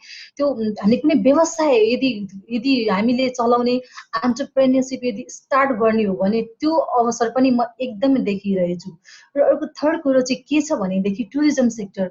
हाम्रो गाउँ समाज एउटा जुन किसिमको एउटा अर्ग्यानिक छ क्या, हाम्रो गाउँमा जुन किसिमको घर छ, जुन किसिमको बनावट छ, जुन किसिमको एउटा नेचुरल एउटा रिसोर्सेसहरू छ, खोला पहाड गाउँघर बाटो होइन, यदि राम्रो छ, यदि त्यसमा चाहिँ यदि हामीले चाहिँ पर्यटकहरूलाई चाहिँ खालि हिमाल मात्र नदेखाएर यदि गाउँहरू पनि देखाउने, गाउँको परिवेश देखाउने हो भनेदेखि हामीले चाहिँ होमस्टे खोलेर हुन्छ कि अथवा ट्राभल टुरिज्मबाट पनि एकदमै हामीले चाहिँ इकोनोमिक ग्रोथ गर्न सक्ने चाहिँ एकदमै सम्भावना चाहिँ मैले देखिरहेको छु। तर दुःखको कुरो के छ भनेदेखि यो सबै गर्नको लागि अघि हाम्रो प्रोफेसर प्याकुरेल सरले भन्नुभयो जस्तै हाम्रो पोलिसी छ तर त्यसको इम्प्लिमेन्टेसन चाहिँ राम्रो हुन सकेको छैन। हजुर, मेरो भनाइ यति हो। हजुर, धन्यवाद पवित्राजी। मीना आचार्य म्यामले पनि यो एग्रिकल्चरको कुरामा पोइन्ट गर्नुभएको थियो। महिलाहरू धेरै भए पनि अझै नै अपर्च्युनिटिजहरू छ एग्रिकल्चरको सेक्टरमा। हजुरले भने जस्तै डेफिनेटली लाइक मोनेटाइज गर्नुपर्छ, राइट अमाउन्टमा तरकारीहरू बेचिनुपर्छ। हजुरले स्किल्स र टुरिज्मको कुरा पनि भन्नुभयो, जसरी लोकल रिसोर्स युज गरेर त्यही रिसोर्सलाई कसरी हामीले एक्सपोर्ट गर्न सक्छौँ होइन। So these are all very important points and thank you for sharing light into this. अब चाहिँ म सृजनाजीतिर लाग्छु। सृजनाजी, समाजलाई महिलाहरूको यौन र प्रजनन स्वास्थ्यको अधिकार जस्तै गर्भपात गर्ने अधिकार महत्त्वपूर्ण छ भनेर कसरी चेतना जगाउन सकिन्छ? एकचोटि इङ्ग्लिसमा भनिहाल्छु। What are the incentives that convinces people that a woman's sexual and reproductive rights, such as right to abortion, is an important issue? Well, sexual and reproductive health भन्ने बित्तिकै स्वास्थ्य भनेर जोडिन्छ नि त होइन। सो स्वास्थ्य इट्स नट सेपरेट के। यहाँ कस्तो छ भने अब ड्यु टु जेन्डर नर्म्सको कारणले गर्दा हाम्रो समाजको कारणले लज्जा अनि त्यसपछि लालछना लगाइने होइन, अनि त्यसपछि यौन तथा प्रजनन स्वास्थ्य भन्ने बित्तिकै चाहिँ नि अब नराम्रो नजरले हेर्ने भएको कारणले चाहिँ इट सिम्स हेल्थ चाहिँ नि प्रोपोर्सनल यति धेरै छ भने अनि यो चाहिँ नि यसरी चाहिँ नि यहाँ छ भनेर बुझ्छन् कि मान्छेले। So they are integrated, they are in one space भनेर चाहिँ मान्छेहरूले अहिलेसम्म बुझेको छैन कि। So it's a part of health. अनि सेक्सलाई हामीले बेसिक निड भनिसकेपछि सेक्ससँग एसोसिएटेड जुनै पनि इस्युजहरू, जुनै पनि एक्सपिरियन्सहरू, जुनै पनि जर्नीजहरू, this comes within sex need होइन। And sexual and reproductive health comes within हेल्थको सेक्टरमा के। सो त्यो बुझ्नलाई चाहिँ अलि मान्छेहरूलाई गाह्रो छ वेन वी टक अबाउट यौन तथा प्रजनन स्वास्थ्य के हो होइन। त्यसमा पनि पर्सनल चोइसेसहरूको बारेमा कुरा गर्दाखेरि त अझ नै गाह्रो हुन्छ कि, किनभने हामी दुईटा बाइनरिज मात्र छौँ भनेर प्रायः जसो नेपालीहरूलाई लाग्छ कि हामी कि केटा हौँ कि केटी हौँ, कि महिला हो कि पुरुष हो होइन। बिसाइड द्याट अब अरूको बारेमा, अरू जेन्डर्सको बारेमा, एउटा अरूको सेक्सुअल आफ्नो अरूसँग कुनै सेक्सुअल प्रिफरेन्सहरू छ भन्ने कुराहरूमा हामी कुरा गर्न थाल्यौँ भने मान्छेले कान थुनिहाल्छ होइन। यो चाहिँ मेरो एरियामा पर्दैन, मेरो धर्मले यसलाई चाहिँ नि स्वीकार्दैन, मेरो सोसाइटीले यसको बारेमा बोल्न चाहँदैन भनेर उहाँहरूले चाहिँ नि अब हुन लागेको कन्भर्सेसनलाई पनि रोकिदिने प्रावधान पनि छ कि। अब तपाईँले अब जस्तो नम्बरमै हेर्न चाहनुहुन्छ भने चाहिँ नि नेपालमा यदि तपाईँले हेर्नुभयो भने अहिले पनि हाईएस्ट म्याटर्नल डेथ कन्ट्रीमा पर्छ हैन साउथ एसियामा भने Nepal is one of the high country which has like highest maternal mortality चाहिँ हाई छ मातृ मृत्यु दर भनेर भन्छन् जुन चाहिँ नै हुनुपर्ने कारणै हैन के so that's happens because of like तपाईको एउटा लाइफको एउटा चरणमा you are going to be pregnant हैन सो प्रेग्नेन्सी रिलेटेड डेथ्सहरु हुनु भनेको चाहिँ एकदम असेम फिल हुनुपर्छ कि कम्प्लिकेसनले हुन्छ ल ठीक छ भनौँ न तर प्रेग्नेन्सी कुनै डिजिज हैन नि त with the use 1 year मा चाहिँ यति धेरै महिलाहरु मरिरहेको छ भने अनि यो पेन्डेमिकमा पनि if you see the news त्यहाँ प्रेग्नेन्ट वुमेनहरुलाई सबैभन्दा धेरै असर परिरहेको छ कि they are afraid of like म प्रेग्नेन्ट भएँ के गर्ने कहाँ जाने हैन अझ गाउँघरमा त प्रेग्नेन्सी रिलेटेड डेथ्सहरु पनि इन्क्रिज भइरहेको छ सो त्यस्तो कुराहरुलाई मध्यनजर राख्दाखेरि चाहिँ there are so many sexual and reproductive हेल्थको बारेमा बुझ्नको लागि हैन अनि पछि अर्को अब नेपालमा तपाईले भन्ने हेर्ने हो भने चाहिँ फेरि नेपाल चाइल्ड म्यारेजमा चाहिँ फेरि हाईएस्ट थर्ड हाईएस्ट छ के साउथ एसियामा नेपालमा सबैभन्दा बढी थर्ड हाईएस्ट चाहिँ नि चाइल्ड म्यारेजहरु हुन्छ भनेपछि सिधा त्यहाँनिर चाहिँ नि चाइल्ड म्यारेजसँग कस्तो कस्तो कुराहरुसँग चाहिँ नि यो टाइ अप हुन आउँछ हैन सो हामीले एजुकेसनको कुराहरु गरिराखेका छौं त्यसपछि अघि हामीले जुन प्रकृतिले चाहिँ नि पोलिटिकल पार्टिसिपेसनको कुराहरु गरिराख्नु भएको छ अनि कविताजीले इकोनोमिक पार्टिसिपेसनको कुरा या इकोनोमिक इम्पावरमेन्टको कुराहरु यो सबै फेरि सेक्सुअल एन्ड रिप्रोडक्टिभ हेल्थसँग नै रिलेट भएर आउँछ के हैन so here we are not only talking about हेल्थको इस्यु मात्र हैन हेल्थसँग रिलेटेड मात्र हैन कि हेल्थसँग रिलेटेड सोशल इकोनोमिक अनि त्यसपछि मेन्टल हेल्थ इमोसन्सहरुको कुराहरु पनि सेक्सुअल एन्ड रिप्रोडक्टिभ हेल्थमा आउँछ त्यही भएकोले यसलाई चाहिँ 360 डिग्रीले हेर्न एकदमै जरुरी छ के हैन सो अहिले 10 इयर ब्याक जाउँ न त when म भर्खर मैले चाहिँ सेक्सुअल एन्ड रिप्रोडक्टिभ हेल्थको बारेमा जान्न खोज्दाखेरि चाहिँ मेरो मनमा कस्तो कस्तो इश्यूजहरु आउँछ ल पिरियड भनौं न एउटा सिम्पल कुरा we all the women most of the women or a person with the uterus go through menstruation हैन एउटा त्यो त्यति बेला पनि त्यही स्टिगमा थियो अहिले 10 वर्ष यता आइसके अनि पछि मेरो बहिनीले अब उलाई त्यही नै मलाई जे भएको थियो अहिले उलाई पनि त्यही भइरहेछ हैन so there hasn't been much change के अघि पवित्र अनि पछि प्रकृतिले भनेको जस्तो चाहिँ हाम्रो लज अनि त्यसपछि हाम्रो पोलिसिजहरु एकदम राम्रो छ हैन अनि when it comes to safe abortion I think Nepal is one of the country which has a very liberal law when it comes to sexual and reproductive rights of women के हैन 2002 back 2002 मा नेपालले अबोर्सनलाई legal गरेको थियो किनभने त्यति बेला चाहिँ नि maternal mortality एकदम हाई थियो अनि लिगल गरिसकेपछि चाहिँ तपाईले म्याटर्नल मोर्टालिटीको रेट हेर्नुहुन्छ भने इट ड्रप्ड एकदम ग्रेजुअली नै ड्रप भएको छ कि अनि अब हाम्रो गभर्नमेन्टको टार्गेट फर 2030 भनेको चाहिँ 17 per 100,000 maternal live date live birth सम्ममा लाने maternal mortality rate भनेर चाहिँ नि भनिएको छ अनि अर्को एउटा कुरा चाहिँ नि when I like started to work on sexual and reproductive health अनि पछि एकदम प्राउड हुन्थ्यो के अनि बाहिर प्रेजेन्ट गर्न जाँदाखेरि पनि ओहो लाइक सेफ अबोर्सन लिगल भयो नेपालमा wow that's a very good achievement भनेर भन्थ्यो which I feel very proud अहिले पनि हैन अनि एउटा युनिभर्सिटीमा चाहिँ नि नेपाललाई as a best example best practices sexual and reproductive हेल्थमा कति धेरै चाहिँ प्रोग्रेस गरेको छ भनेर पढाइन्छ के नेपालको सिनारियो हैन अनि त्यसमा पनि सेफ अबोर्सनको कुरालाई चाहिँ नि उहाँहरूले अगाडि नै पढाउनुहुन्छ कि अब दिस इज वुमेन्स राइटको इस्युमा चाहिँ एकदम धेरै प्रोग्रेसिभ छ भनेर अनि ब्ल्याक टु नेपाल अहिले हेर्दाखेरि भर्खर कृपा भन्ने अर्गनाइजेसन छ सो उहाँहरूले चाहिँ रिसेन्टली एउटा रिसर्च गर्दाखेरि चाहिँ के देख्यो भने 58% अबोर्सन नेपालमा इलिगल तरिकाले हुन्छ हैन सो नेपालमा चाहिँ स्टिल अबोर्सन 58% जहाँ चाहिँ नि it's been 15 years of journey नेपालमा सेफ अबोर्सन लिगल भएको बट 58% इज अनसेफ अबोर्सन भइरहेको छ सो त्यो अब यहीँबाट कम्प्यारिजन गरौँ न हैन यति धेरै प्रोग्रेसिभ छ के भन्छ सबै हेल्थ पोस्टहरुमा चाहिँ नि ट्रेन्ड गभर्नमेन्टले चाहिँ नि स्केल अप गरिसक्यो सेफ अबोर्सन सर्भिस दिनको लागि हैन 12 वीक्स भित्र चाहिँ नि यदि तपाईले महिलाको मन्जुरीमा चाहिँ नि उले चाहिँ नि गएर सेफ अबोर्सन गराउन सकिन्छ अनि अहिले झन् अलि एक्सटेन्ड गरेर चाहिँ रेप र इन्सिस्टको केस हो भने 28 वीक्स सम्म चाहिँ नि उले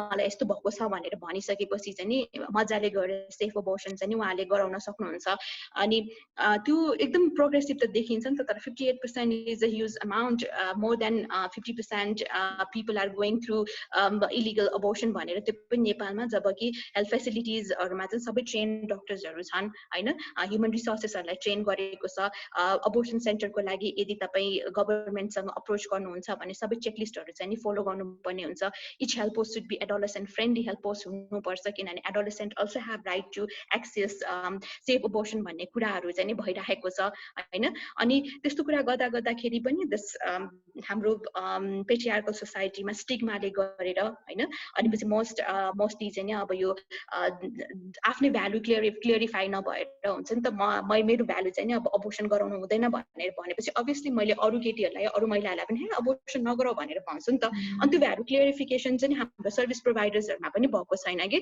सो आई वेन्ट टु दिस कन्फरेन्स अनि पछि उहाँहरूले चाहिँ त्यहाँ के भन्छ के रे सर्भिस प्रोभाइडर्सहरुको भ्यालुले गर्दाखेरि चाहिँ नि धेरै नेसन्सहरुमा चाहिँ नि मान्छे महिलाहरु चाहिँ फर्केर जानु परेको छ अबोर्सन लिन आउँछन् तर उनीहरुको एटिट्युड उनीहरुको बिहेभियरले गर्दा दे हैव टु लिभ हैन अनि सिम्पल एउटा सेक्सुअल एन्ड रिप्रोडक्टिभ हेल्थको इस्यु जस्तो मलाई चाहिँ एकदम तल्लो पेट दुखिरहेको छ मेरो बजाइनाबाट चाहिँ नि व्हाइट डिस्चार्ज भइरहेको छ एकदम गनाइरहेको छ भने यदि I go to the health post अनि त्यहाँ मैले चाहिँ मेल डक्टर देखेँ भने म चाहिँ विदाउट सेइङ कि मलाई बजाइनामा गाह्रो भइरहेको छ आई विल से मलाई पेट दुखेको छ दिस इज द सिचुएसन इन नेपाल कि मैले आफैले फिल्डमा जाँदाखेरि गाउँघरमा जाँदाखेरि मैले फेस गरेको चाहिँ यही हो कि हैन अनि पछि आउँछन् तर मेल डक्टर देख्छ अनि पछि उनीहरुलाई लाज लाग्छ उनीहरुले मेरो भजाइनामा भइरहेको मेरो योनिमा दुख्छ भनेर भन्न उनीहरुलाई गाह्रो हुन्छ त्यहाँसम्म स्टिग्माटाइज छ कि अनि उनीहरुले के भन्छ उल्टो मलाई टाउको दुखेर टाउको दुखेछ भन्छ डक्टरले के गर्छ टाउको दुखे भने टाउकोकै औषधि दिन्छ नि त हैन उलाई थोरै नै थाहा हुन्छ उनीहरु थोरै नै भगवान हो उलाई चाहिँ योनिमा दुखिरहेछ भनेर अनि त्यसरी चाहिँ नि it's like getting more huge हैन सो त्यस्तो कुराहरु छन् जसले गर्दाखेरि चाहिँ नि अहिले पनि वी आर फाइटिङ हैन अनि पछि अहिले हामीले चाहिँ रिप्रोडक्टिभ हेल्थको बारेमा मात्र हैन कि हामीले रिप्रोडक्टिभ जस्टिसको कुराहरु पनि गर्छौं कि so we have to talk about human right बेसिसमा चाहिँ नि सेक्सुअल एन्ड रिप्रोडक्टिभ हेल्थलाई चाहिँ नि हामीले हेर्नुपर्छ we should have a gender lens हैन SR is it's not only the issue of woman के प्रेग्नेन्सी महिलाको मेन्सुरेसनको कुराहरु महिला नै भन्छन् हैन त्यसमा चाहिँ नि मेन पार्टिसिपेसन खोइ त हैन मेनको पनि त sexual and reproductive health rights छ हैन त्यति बेला चाहिँ उनीहरुलाई पनि चाहिन्छ यो कुराहरु भनेर चाहिँ हामीले त्यहाँ त्यसलाई चाहिँ अहिले फोकस गरेछौं अनि जेन्डर लेन्सको हिसाबले हेर्दाखेरि चाहिँ नि पर्सन लिभिङ विथ डिसेबिलिटीलाई अहिले पनि गाउँघरमा they think they are asexual के उनीहरुमा सेक्सुअल डिजायर नै हुँदैन भनेर चाहिँ इन्डिकेट गर्छ but that's not true they are also sexual being they are human but sexual being हुन त 100% लाभ उनै छ नि त हैन कोही चाहिँ असेक्सुअल पनि हुन्छ त्यो पनि थाहा छ तर disable people are also sexual हैन तर उहाँहरुको लागि चाहिँ के भएको छ त हैन हाम्रो हेल्थ फेसिलिटीमा जानुहुन्छ भने डिसेबल फ्रेन्डली छैन हैन र्याम्प छैन टोयलेट हेर्यो भने हेल्थ फेसिलिटी एउटा कुनामा टोयलेट अर्को कुनामा हुन्छ हैन त्यहाँसम्म जानको लागि व्हीलचेयर ब्लाइन्ड या कोही अरु मान्छेहरुलाई एकदमै गाह्रो हुन्छ हैन अनि हाम्रो हेल्थ फेसिलिटीमा काउन्सिलर्सहरुलाई चाहिँ कसरी ट्रीट गर्नुपर्छ कसरी सम्बोधन गर्नुपर्छ सो उहाँहरुले चाहिँ कोही भिजुअली इम्पेयर्ड मान्छे आयो भने उहाँहरुलाई चाहिँ कन्डम यो हो इम्प्लान्ट भनेको यस्तो हुन्छ भनेर कसरी देखाउने त हैन अबोर्सन भनेर हामी यसरी गर्छौं अबोर्सनको लागि चाहिँ मेडिकल अबोर्सन पनि छ यो कम्बी प्याक हो भनेर कसरी बुझाउने हैन इट्स अगेन गोज टु फेरि एलजीबीटीआईक्यू कम्युनिटीको मान्छेहरुलाई पनि कि किनभने हाम्रो service provider are not that sensitive के उहाँहरूले चाहिँ सबैलाई चाहिँ एकै तरिकाले काउन्सिलिङ गर्न त मिल्दैन नि त so one size doesn't fit to all नि त हैन कसैलाई कुनै तरिकाले गर्नुपर्छ भने तर हामीसँग त्यो खालको ट्रेनिङ हैन त्यसै डिबोटेड खालको ट्रेनिङहरु चाहिँ नभएको कारणले चाहिँ अहिले पनि एलजीबीटीआईक्यू कम्युनिटीका पिपलहरुलाई आफ्नो सेक्सुअल राइट हेल्थको बारेमा गएर डाक्टरलाई भन्नको लागि एकदमै स्टिग्मा छ के because they will not understand Hahn so one person I am like bisexual हो भने मेरो चाहिँ सेक्सुअल प्रेफरेन्स मेलमा पनि छ I am attracted to female मा पनि छ सो मेरो partner I have male partner as well as female partner भनेर मैले कोही डाक्टरलाई गएँ भने I think हाम्रो नेपालको सबै डाक्टरहरु मध्ये 80% will not understand this के हैन अनि अझै पनि हजुर नलेज ग्याप त्यहाँ डक्टर्सहरुमा पनि छ हाम्रो फेसिलिटी प्रोभाइडर्सहरुमा पनि छ भनेपछि हजुर मलाई चाहिँ के रे हजुरले भने अनुसार त्यो मिसकन्सेप्सन र स्टिग्माले गर्दा नै कस्तो यो हाम्रो प्रोग्रेसिभ पोलिसीहरू पनि इम्प्लिमेन्ट गर्न गाह्रो भइरहेको छ हजुर हजुर यस अनि एउटा इकोनोमिक पर्सपेक्टिभले हेर्दाखेरि चाहिँ होइन जब सेक्सुअल हेल्थ जब रिप्रोडक्टिभ हेल्थको बारेमा एउटा महिला और जसलाई पनि जानकारी हुन्छ it is looked as a family planning as a whole. It allows women to participate in labor force. आफ्नो हेल्थको त्यो कन्ट्रोल भएपछि डिसिजन मेकिङ पावर भएपछि पोलिटिक्समा होला कि त एग्रिकल्चरमा होला प्रकृतिजीले भने जसरी त्यसरी प्रोभाइड नै गर्न मिल्छ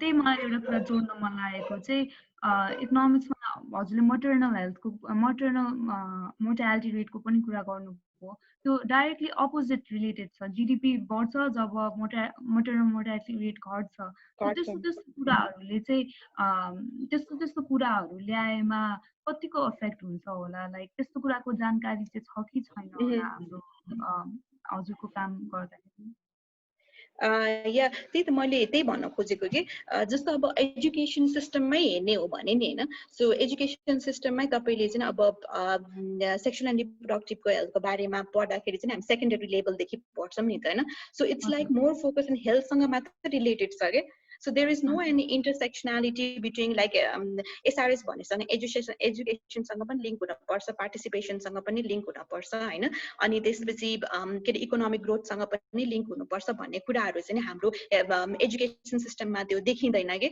हैन सो हेल्थ एसआरएस भन्ने बित्तिकै हेल्थ इस्यु मात्र हो भनेर मात्र मान्छेले बुझेको छ त्यही भएकोले प्राय जसो मान्छेहरुलाई चाहिँ बुझ्न एकदम गाह्रो छ के सो एसआरएस म चाहिँ यौन तथा प्रजनन स्वास्थ्य सम्बन्धी मैले जाने भने मेरो म कहिले विवाह गर्ने कोसँग विवाह गर्ने कहिले कन्ट्रासेप्टिभ्स युज गर्ने बुझिसकेपछि मेरो कसरी चाहिँ के सोसाइटीमा चाहिँ इम्पावर्ड म कसरी हुन्छ भन्ने कुराहरु त्यहाँ लिंक गरेको छैन के सो नेसनको पनि त्यहाँनिर एउटा फल्ट चाहिँ के देखिन्छ भने त्यो इन्टरलिङ्केज चाहिँ उहाँहरूले देखाउन पनि सकेनन् अनि देखाएका पनि छैनन् के सो एसआरएच तपाईहरु एसआरएच भन्ने बित्तिकै अब पार्टिसिपेसनको कुरा आउँछ त्यो मिनिङफुल पार्टिसिपेसन हुन पर्छ भनेर unless like your health is like well-being तपाईको हेल्थ चाहिँ साउन्ड छैन तपाई फिजिकली मेन्टली फिट छैन भनेपछि त केही न केही कुराले तपाईलाई ट्रबल गरिराखेपछि त्यो हेल्थको कारण मेजर भइसकेपछि एजुकेसनमा पनि तपाईको घट्दै जान्छ हैन तपाईको लाइक के रे आउटडोर पार्टिसिपेसन पनि घट्दै जान्छ भन्ने कुराहरु त्यो चाहिँ बुझाएको छैन के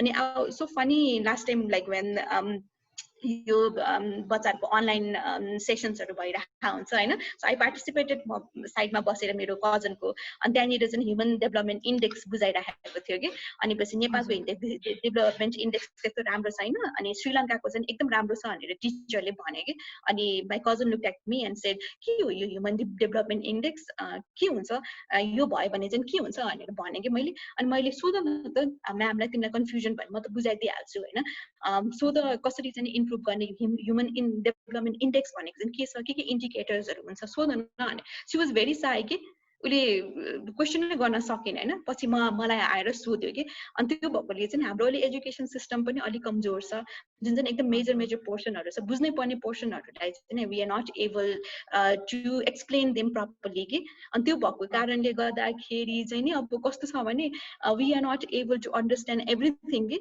अनि अब पोलिटिक्सको कुराहरु जुन अघि प्रकृतिले गरिराखेको छ नि त मलाई स्कुल लेभलमा मलाई केही पनि थाहा थिएन कि वन्स आई लाइक स्कुल लेभलमा पनि सिकाएको थियो नि त political participation right to vote सिकाउँछ त्यसमा तिम्रो राइटहरु के छ भनेर प्रपर्टी राइटको कुराहरु सिकाउँछ त्यति बेला चाहिँ नि थ्योरी मात्र भयो कि अब त्यसलाई इक्जाम्पल दिएर एक्सप्लेन नगरे हो कि हैन सो इकोनोमिक इम्पावरमेन्ट हुन पर्छ भनेर भनेको छ अनि अघि भनेको जस्तो चाहिँ नि सिलाई ट्रेनिङ दियो भने चाहिँ इकोनोमिक इम्पावरमेन्ट हुन्छ सो गभर्नमेन्टले यस्तै गरिरहेको छ अनि एनजीओ अनि सीएसओहरुले पनि यस्तै गरिरहेछ भने मैले आई थिंक एक्जाममा त्यही लेखेर आएको जस्तो पनि अहिले फिल भइरहेको छ कि तर अब पछि अब आई रिफ्लेक्ट ब्याक मलाई त्यो एजुकेसनहरु अहिले केही पनि मतलब लाग्दैन कि अनि म भन्छु पनि जति पनि टिचरहरु मेरो फ्रेन्ड्सहरु छ तपाईहरुले सिकाएको चाहिँ व्यवहारिक भएन हैन मैले यो कुराहरु त्यतिबेला स्कुलमा सिकाएको थिएँ अहिले it's not relatable unless I face it हैन सो त्यस्तो खालको कुराहरु चाहिँ सिकाउन चाहिँ अति जरुरी छ के हजुर ल थ्याङ्क यू सृजनाजी मलाई पनि I think I can also relate जब स्कुलमा लेजिस्लेचर जुडिसियरीको बारेमा पढायो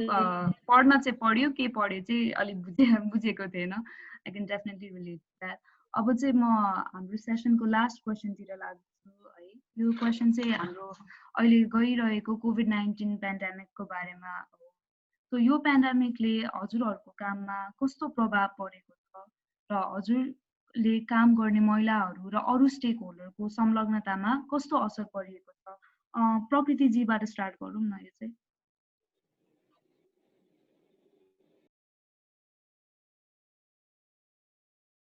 Prakriti ji are you on the line okay अब भयो अघि अडियो अनम्युट गर्न मिलिरहेको थिएन मेरो अब पोलिटिकल लिटरेसी फर वुमेन स्टार्ट भएकै पेन्डेमिकमा हो होइन सो आई कान्ट से पेन्डेमिक नभएको बेला के हुन्थ्यो भनेर बट हामी एकदमै अनलाइन कोर्स मात्रै गरेर सफल भइरहेछौँ अहिले सकेसम्म हामी नेपालको सबै जियोग्राफीबाट सबै एथनिक ग्रुप्सबाट सबैतिरबाट ल्याउने प्रयास गर्छौँ तर जे जति भए पनि क्लासमा पढाए जस्तो गाउँठाउँमा गएर पढाए जस्तो चाहिँ हुँदैन होइन सो यो भएर चाहिँ हामी चाहिँ अलिकति पहुँच भएका इन्टरनेट पहुँच भएका महिलाहरू कहाँ पुगिरहेको छ फेरि त्यो पनि हाम्रो कन्स्टिट्युएन्सी हो त्यही भएर काम त भइरहेछ तर सायद इन क्लास काठमाडौँमा बेस गरेर गरे भए यसको पोजिटिभ हामीलाई त्यही पोजिटिभ धेरै भयो किन भन्दाखेरि क्लास अर्गनाइज गर्दा काठमाडौँमा गरेको भए हाम्रो रिसोर्स यति कम छ अहिले काठमाडौँमा गरेर काठमाडौँको लागि मात्रै हुन्थ्यो होला अहिले अनलाइन भएर सबै देशैभरिबाट गर्न पाइरहेछौँ तर त्यो नहुँदै गर्दाखेरि फेरि इन्टरनेट पहुँच भएका व्यक्तिहरूसम्म मात्रै पुगेको छ इन्टरनेट पहुँच भएका महिलाहरूसम्म मात्रै पुगेको छ अब त्यो सँगसँगै अर्को फाइदा एउटा के भएको छ भन्दाखेरि यदि इभेन्ट गरेर क्लासमा पढाउन बोलाएको भए पार्लियामेन्टेरियनहरू सुशीला कार्कीहरू आउँदैन थियो होला आउनुहुन्न थियो होला पढाउनको लागि किन भन्दाखेरि टाइम मिल्दैन थियो या ट्राभल गर्नु पर्थ्यो या उहाँहरू गएर ल हामीले जुम्ला सुम्लामा क्लास गरायौँ भने यहाँबाट हामीले उहाँहरूलाई बोकेर लग्न सक्दैन थियो होला अनलाइन क्लास भएर हामीले उहाँहरूको पहुँच चाहिँ ठाउँ ठाउँमा पुर्यायौँ त्यो पहिला चाहिँ मलाई एकदम यो कोभिडले एकदमै धेरै तनाव दिएको थियो तर अहिले चाहिँ हेर्दाखेरि होइन झन् धेरै चाहिँ यसको होइन अनलाइन प्रेजेन्स भएर चाहिँ झन् धेरै मजा आइरहेछ कि जस्तो फिल भएर चाहिँ डेफिनेटली इफेक्ट चाहिँ भएर चाहिँ एउटा कम्युनिटी छुट्या छ जस्तो फिल एभ्री टाइम हुन्छ मलाई अनि जहिले पनि म भन्छु हामी आफू रिप्रेजेन्टेसनको लागि माग गर्दै गर्दा हामीभित्र रिप्रेजेन्टेसन कस्तो छ त्यो पनि याद गरौँ अहिले यही कन्फरेन्समा हेर्नुहोस् न हामी सबैजनाको कास्ट हेरौँ त कतिजना कुन समुदायबाट छौँ भनेर त्यही भएर चाहिँ हामीले अर्गनाइज गर्दाखेरि पनि कुनै पनि कुरा अर्गनाइज गर्दा हामीमा पनि त्यो सेन्सिटिभिटी आउन चाहिँ अब चाहिँ आवश्यक छ एटलिस्ट हाम्रो जेनेरेसनलाई भनेर चाहिँ म त्यसलाईमा जहिले पनि गिल्टी फिल गर्छु कि मैले एउटा समुदायलाई छुट्याइरहेको छु भनेर तर त्यो गिल्टनेसले नै सायद भोलि पर्सि चाहिँ एउटा नयाँ समुदायमा रिच आउट गर्ने एउटा रिजन पनि दिन्छ होला so yeah thank you It's still very incredible हजुरले COVID-19 पेन्डेमिककै बेला पनि स्टार्ट गर्नुभयो and you're reaching like already 100जना वुमेनहरूलाई सिकाइसक्नुभयो so I commend you for your work it's really incredible to see that अनि पवित्राजी हजुरको एक्सपिरियन्समा चाहिँ कस्तो इकोनोमिक इम्प्याक्ट परेको छ हजुरले भन्नुभयो अघि न गाउँघर फर्किनु भएको छ मान्छेहरू हजुरले चाहिँ कस्तो देख्नु भएको छ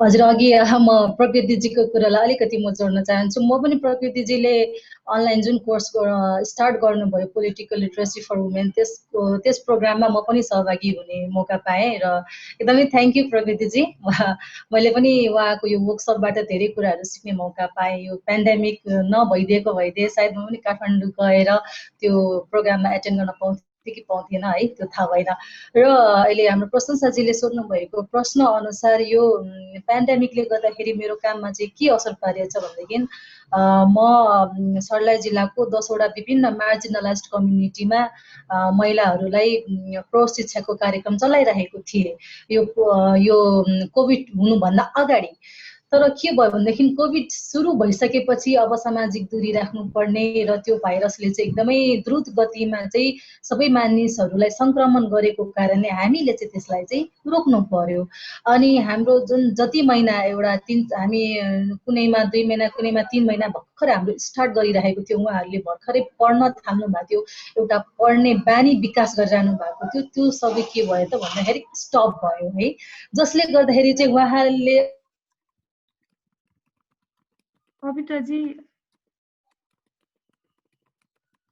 पवित्राजी हजुरको अडियो सुनिरहेको छैन आई थिङ्क काट्यो जस्तो छ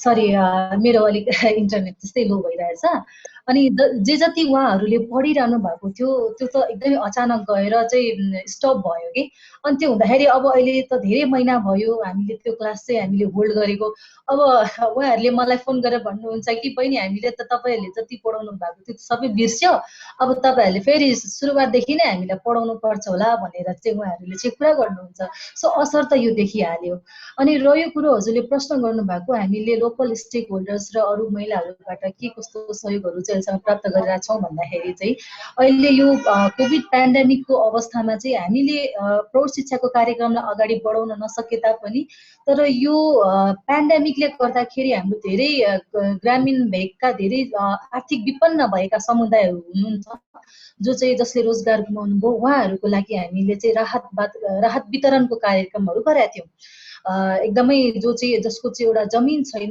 जो इन्डियामा विभिन्न ठाउँहरूमा गएर कमाएर एउटा बनिबुतो गरेर खानुहुन्थ्यो एउटा बिहान काम गरेर बेलुका खाने स्थिति भएको हुनुहुन्थ्यो उहाँहरूको लागि चाहिँ हामीले राहत वितरण हामीले उहाँलाई दाल नुन तेल चामलहरू चाहिँ हामी युवा टिम हाम्रो युवा संस्थाले कसरी दिन सकिन्छ भनेर हामीले सर्लाहीमा मात्रै 405 जना विपन्न परिवारहरूलाई चाहिँ हामीले राहत वितरण गर्यौं र यो काम गर्दाखेरि हामीलाई हाम्रो नगरपालिकाले हाम्रो लोकल स्टेक होल्डर्सहरू सबैजनाले चाहिँ सहयोग गर्नुभयो र उहाँहरूको त्यो सहयोगले नै हामीले यो यति धेरै फ्यामिलीमा हामी पुग्न सक्यौं अनि त्यति मात्र होइन हामीले 300 जना हामीले गर्भवती र सुत्केरी हुनुभएका महिलाहरूलाई पनि हामीले पोषण राहतहरू चाहिँ हामीले वितरण गर्न सक्यौं यो काम गर्दाखेरि पनि हामीले हाम्रो समाजको विभिन्न महिला जो अग्रणी रूपमा हुनुहुन्छ उहाँहरूले एकदमै हामीलाई हेल्प गर्नुभएको हो उहाँहरूको यदि हेल्प नभएको भए चाहिँ सायद हामी त्यति धेरै महिलाहरूलाई हामी राहत प्याकेजहरू दिन सक्थेनौँ होला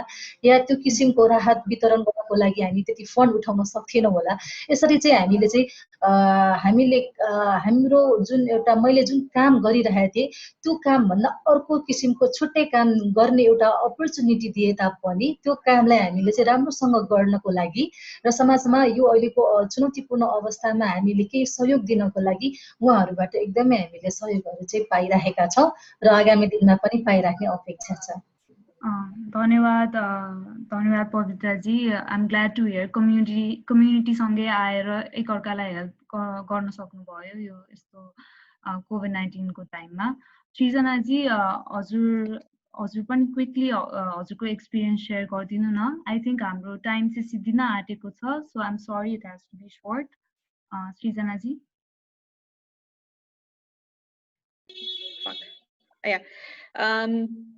सो पेन्डेमिक सुरु भयो जब वी वर भेरी वरिड के यो क्षणमा किनभने हाम्रो टार्गेट ग्रुप भनेको चाहिँ नि यौन तथा प्रजनन स्वास्थ्य सम्बन्धी सेवा लिनेहरू हो नि त अनि हामीलाई थाहा छ कि कुनै पनि पेन्डेमिक भयो भने एसआरएस इज इग्नोर्ड अ लट हैन सो त्यो भएको कारणले गर्दाखेरि चाहिँ नि अनि त्यसमा पनि अबोर्सनको सर्भिसेसहरूको कुराहरू पनि थियो अनि अब जहिले पनि अब कुनै डिजास्टर हाम्रो एक्सपिरियन्स अनुसार चाहिँ नि अब अर्थक्वेकमा पनि यही इश्यूजहरू निस्केको थियो कि अर्थक्वेकको टाइममा पनि हेल्थ फेसिलिटिज आफै पनि डिमोलिस भएको ठाउँमा ड्यामेज भएको ठाउँमा चाहिँ नि सर्भिसेसहरू दिन चाहिँ नि सक्षम थिएन हैन अनि पेन्डेमिकको कारणले जो चाहिँ नि अब सर्भिस प्रोभाइडरहरू हुनुहुन्थ्यो उहाँहरू पनि घर फर्किनु भयो अनि हामीले गभर्नमेन्टले पनि सप्लाइजहरू जस्तो कन्डम्स जस्तो अब सेनिटरी प्याड्सहरू अनि त्यसपछि इम्प्लान्ट आइयुसी पनि दिने कुराहरू चाहिँ नि भएन अझै फेरि यो सर्भिसेसको लागि चाहिँ अब ह्युमन टच एकदम चाहिन्छ नि त हैन इम्प्लान्ट लगाउनको लागि service provider go near to the patient अनि छुनु पर्यो हैन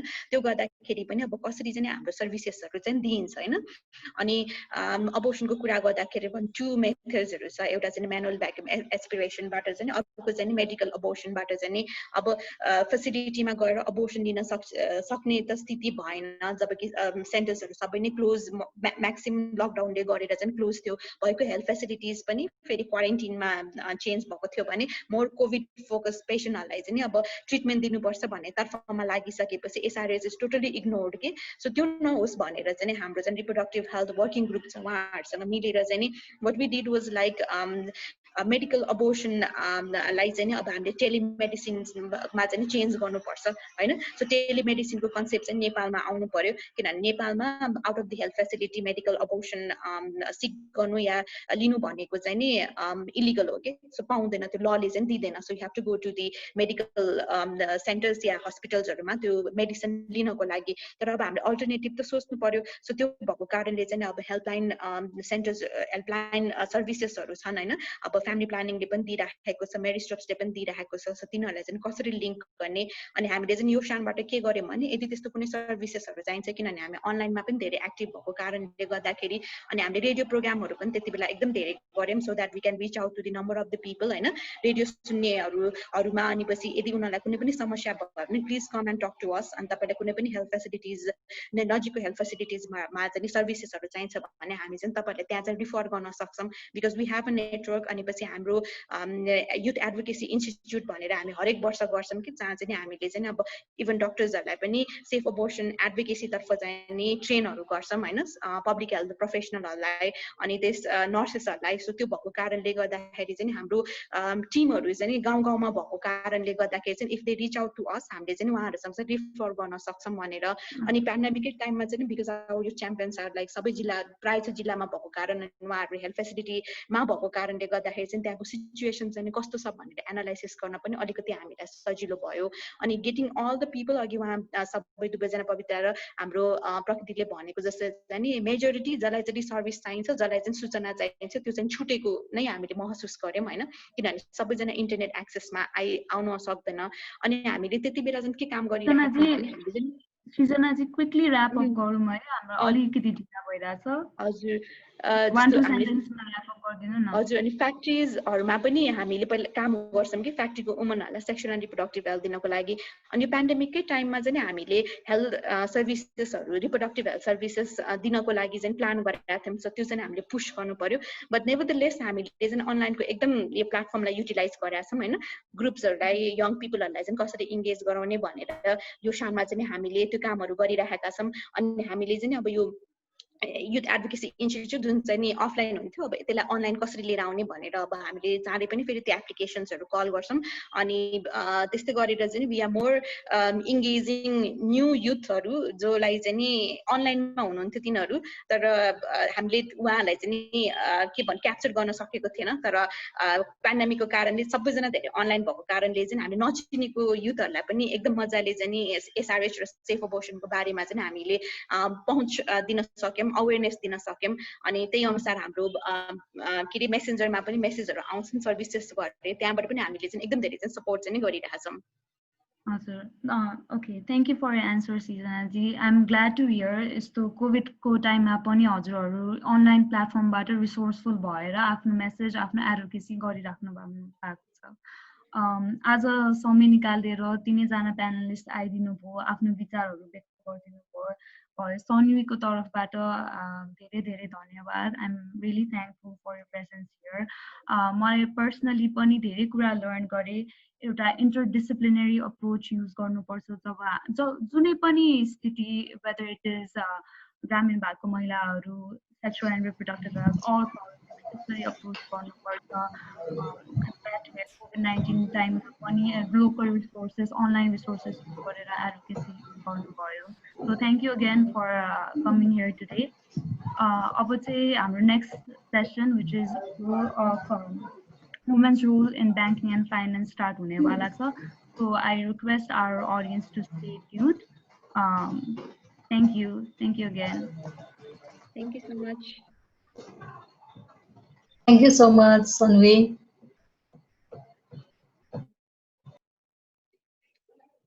That's a wrap to the second session. I'm not gonna lie, I cried a little bit listening to such wholesome content from our panelists. We are undoubtedly very thankful to each one of you for working so selflessly to uplift our Nepali women in so many different fields. Thank you for continuing your hard work and making this difficult time a little less difficult for all the women. You all are truly incredible. All the power to you, ladies. Keep signing and keep making the difference. Now, for the next session, now we have session 3 coming up for you all. For this session, we have Mr. Prem Sangraula, Siddharaj Bhatta, Salaka Joshi, And this session will be moderated by Samantha Lawati. Samantha, are you ready?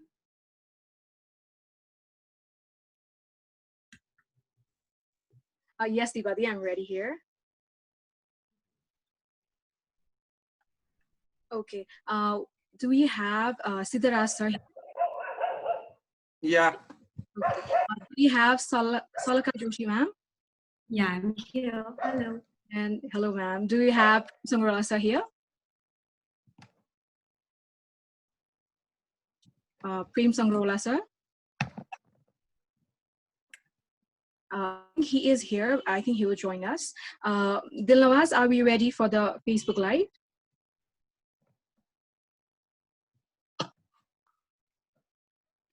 We'll wait for just a minute so that we could go Facebook Live. Thank you for waiting for so long and coming on time. Hi, Shamana. This is Prem. I'm here. Namaste, sir. Thank you so much for coming on time. Samana ji, suru garda huncha. Okay. Namaskar and welcome everyone to the third session of Wineg 2020. My name is Samana Laudi and I'm pursuing my bachelor's in business administration from Sankardev campus. I'm in my final semester. That I am working as a project lead in political literacy for women. I am also a founding member there. I'm also an induction committee member in Society of Nepali Women in Economics, on the organizing team of Wineg 2020. I am honored to be given this chance to moderate this. Today, in this session, we aim to look into the current standing of Nepali women in banking and finance. Further, we're also looking at how financial institutions are further trying to make financial services more accessible to women, especially at the grassroots level. We're also looking at how banking and finance will look for women in future, and also the societal construct which undermines the role of women in economics. Today, to discuss about this, we have distinguished guests with notable experience in their respective areas. I am delighted to welcome all three of my panelists who are from around the world. Thank you so much for coming. First, we have Mr. Siddharth Bhatta, who is currently serving as the Deputy Director of Research Department in Nepal Rashtra Bank. He graduated from Boston University with esteemed Masters in Economics, and he also has another Masters of Art in Economics from Tribhuvan University. As well, he has bagged multiple gold medal and applauds, and his research interest lies in macroeconomics and international finance. Thank you so much, sir, for coming. Welcome. Next we have Ms. Salaka Joshi, who is currently serving as Gender Lead of South Asia for International Finance Corporation, the private sector focused arm of World Bank. She is a Sevening Scholar and an Aspen Global Leadership Fellow, and serves on the board of Tonic Global and IEF Entrepreneurship. Welcome, ma'am. Thanks. Hi, Samna. I'm aware that you can't see me, so I'll try to fix the technical difficulty while we're going on, but I'm very much here. It's a pleasure to see you all. Thank you so much, ma'am. We have Mr. Prem Sangrola, who has more than 20 years of experience as an economist in the Development Research Group, World Bank, Washington, D.C. He has expertise in household survey design, operation, and poverty analysis. He privately worked as statistical officer in Central Bureau of Statistics, Government of Nepal. He did his master's in economic policy management from Columbia University, and he has another master's. In economics from Tribhuvan University. Today, I've already told that we're going to discuss on Nepali women in banking and finance. And the goal of discussion is not to find a probable solution or answer, because discussions happen everywhere. Discussion happens around the corner of the streets, around dining tables, and especially around the tea stalls. But all these discussions are always deemed as unimportant because they do not curve towards any probable solutions. And even today, I know we'll have a very insightful and meaningful discussion, but with with our panelists who have expertise in this field and have been working here for decades and decades. And even today, we are not expecting any probable solutions or answers, but we are trying to find a vision that is intact as the solace to so many women who want to make their mark in Nepali banking and finance area. And we also want to embark these kind of important discussions in those dining tables and tea stalls.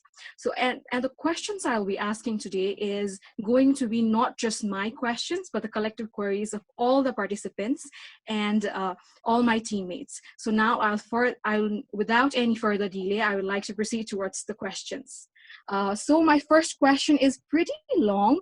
I hope you guys can, I will repeat it if you guys want me to. Okay, I came across a very amusing research last article done by S&P Global, which was titled #ChangePace. There were more male CEOs named John than female CEOs, and Nepal is no exceptions with this power dynamics in gender line. About 30% of human resources in banking sector are women. But when we look at the upper leadership, we see one or two. Hardly one or two. After 81 years since the beginning of an era of banking in Nepal, we got our first ever female CEO, Ms. Anupama Kunjeli of Megabank. So despite having an ample presence of women in banking sector, why are women not able to take executive positions and C-suite positions? What do you think are the reason behind it? I would like Mr. Siddharaj Bhattasar to go first on this.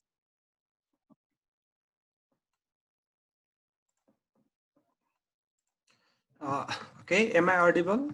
Yes, sir, you're very audible. First of all, thank you very much for organizing this program on a very pertinent issue. I think this issue of financial inclusion and the representativeness of female in banking and financial sector is not only a regional issue, but also a global issue. So thank you very much again for organizing this session. To answer your question, let me first just overview what the situation is globally and regionally. The issue of representativeness in financial sector is a global issue. As we see the data globally, we see that the representativeness of female in executive boards and the CEO and deputy CEO level is quite low. One global consultancy group, Oliver Wyman, in its report, Women in Financial Services in 2020, states that only 6% of the CEOs worldwide in financial firms are women. If we include the vice CEOs, the percentage just reaches to 16%. It shows that it is a global issue, and globally women have fewer representativeness in the executive position in financial services. So if we translate this in terms of Nepal, we also see a similar picture here. As the CEO said, the percentage of female employee in Nepal have crossed 30%. It has just reached 39% now in banking sector, but only few positions have been filled up with females. So I just went over the websites of commercial banks in Nepal this morning, and I found that in board of directors and executive levels, only 9% are female in executive positions and 11% are in board of directors. So this is quite lower compared to other countries and compared to globally. So the main story behind this can be summarized in one of the three main reasons. I think the first reason is that the executive positions in banks and financial institutions requires a long experience in banking field. Since the female representation in banking sector or banking sector employment was quite low a few years ago, females generally do not have long experience to qualify as CEOs or deputy CEOs of banking sector. So I think it is one of the reasons that female do not qualify as CEOs or deputy CEOs. But this reason may not be that much important. The main reason I think is that females do not have access to decent education system. Few years ago, females do not have access to MBAs, EMBAs. That was quite expensive, especially for rural area. So that's why they couldn't join the business programs that make them eligible for banking industry. So this lack of access to decent education, they have restricted the females to join the executive position. Another, I think the most important reason is the mass psychology, patriarchal psychology in Nepalese society, that think that female are generally incapable of joining such positions, such decision-making positions. And that psychology is that can be found in terms of political parties' vision, in terms of the board of directors that appoint CEOs, in terms of the CEOs that appoint the deputy CEOs and other executive levels. But the picture is a little bit positive if we go to the middle level of management, in terms of department chiefs, in terms of the provincial heads. The picture is a little bit positive. Women are getting higher and higher share in terms of employment. So to summarize, I think that the main reason for this low participation or low access to the executive level jobs, mainly because of the lack of decent education system and the patriarchal thinking that restricts them to join the decision-making jobs in industry. Thank you very much again. Thank you so much for such an elaborative answer, sir. Now I'd like to move on to Mr. Sangrola for the, I would like to next move on to Mr. Sangrola for the answer. Mr. Sangrola, are you here? Yeah, hello, good morning, everyone. Good evening over there. Yes. Thank you, Samana, for introducing me. And I had a little bit problem with my Zoom. I don't know what happened, but finally I joined with my cell phone. So I think now it is working. Anyway, actually, I am not much aware of the all employment and in banking sector and finance in Nepal, since I live in far away from Nepal, and I don't have much data on that, and actually get and Mr. Bhatta has quite explained a lot of things about these employment things. So let me touch upon some of the things, like Mr. Bhatta already explained about that, and the basic thing is for all these executives and the high officers, for women, there should be the education background for them. So if you look at 2011 census from Nepal, you see that the higher education for women is not for economics, management, and business. The most female who are with higher education, they are especially in administration and education and health, but not for business, not for investment, not for finance. And that is one of the main reasons that why many females are some sorts of lacking to be executive authority or something like that. So that is one of the main reasons I see. And I also, when I look at the 2011 census, you can see that there is a very high percentage of population, female population, who are in higher education. They study in physics, mathematics, in science, and computer engineering, and all those things. There are very few female students who are working on that. So that is one of the main reasons that might be causing to have very few people in executive order. But at the same time, there are other things. For example, if you when anyway, if you are in the banking system, if you are in the bank somewhere as an officer, then you need to grow. So to grow from there, you need some sorts of skills, and those skills are with female candidates as well. But there are some socio-economic factors. For example, networking. For male, they can do networking after office hour, but female, they cannot do that because there are a lot of other social barriers, and they cannot stay longer in office and do socialize, because that I don't need to say why they cannot stay longer there. So it is quite obvious, and since you are there, you guys knows better than me. So I don't need to tell about that. At the same time, I can tell other thing that there should be some other organizational policy to promote to female candidates, and still this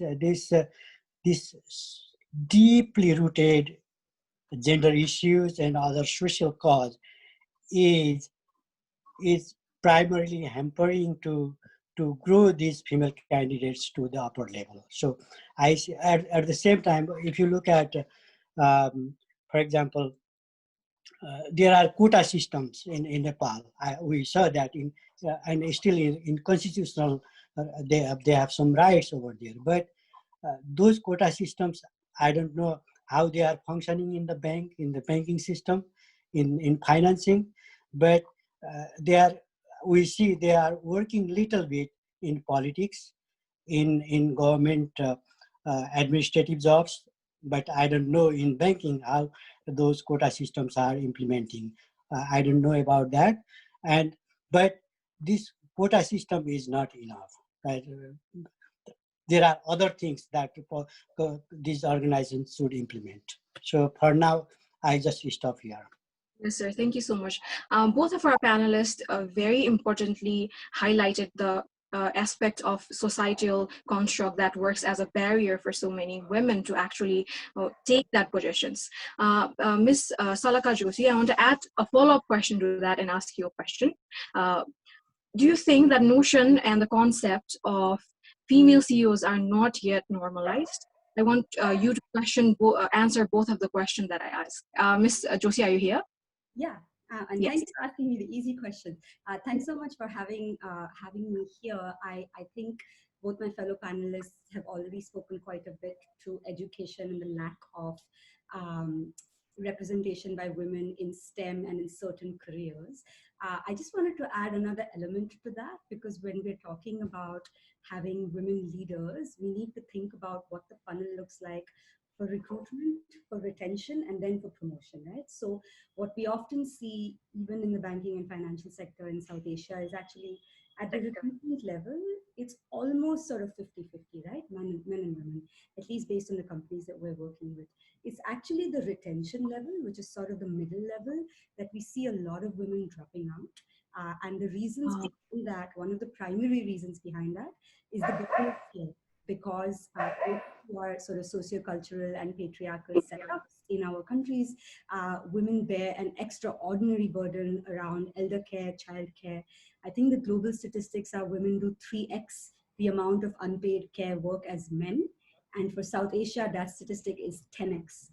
So we're doing 10 times the amount of work. So obviously there is a cost that your career also can pay around this, particularly if you're in a socioeconomic setup where you're not able to afford formal or other options around care, right? So there's a large number of very well qualified and trained and skilled and educated women who drop out in the missing middle.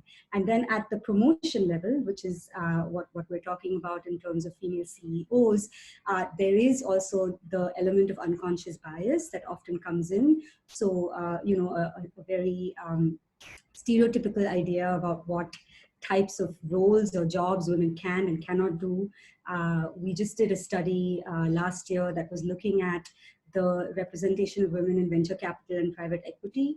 not an industry that has very high representation, but we actually found that there's a very strong business case for having more women leading private equity and venture capital funds, because those funds that had greater diversity actually performed up to 20 to 30% better in terms of market performance. So there is actually a very strong case for having more diversity, meaning both men and women at the leadership levels. I wouldn't use words like normalizing. I think it is incumbent on all of us. There are certainly women leaders. There are women leaders for perhaps smaller businesses. For example, there are a lot of women-owned and led SMEs in Nepal.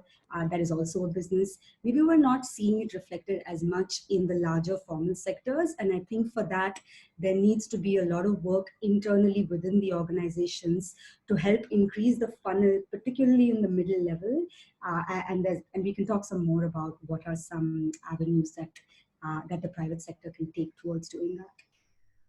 Thank you so much, ma'am. You highlighted so importantly the expectation that women have over men. You also highlighted about the unpaid care expenses that women have to take, and in terms of South Asia, it's 10 times bigger, because of course our social construct is built in that way that women are not expected to have any prolonged career. So I would like to add up another question to that. In the institution you're affiliated with, what are some flexible and progressive policies towards women? I would like Ms. Joshi to go first.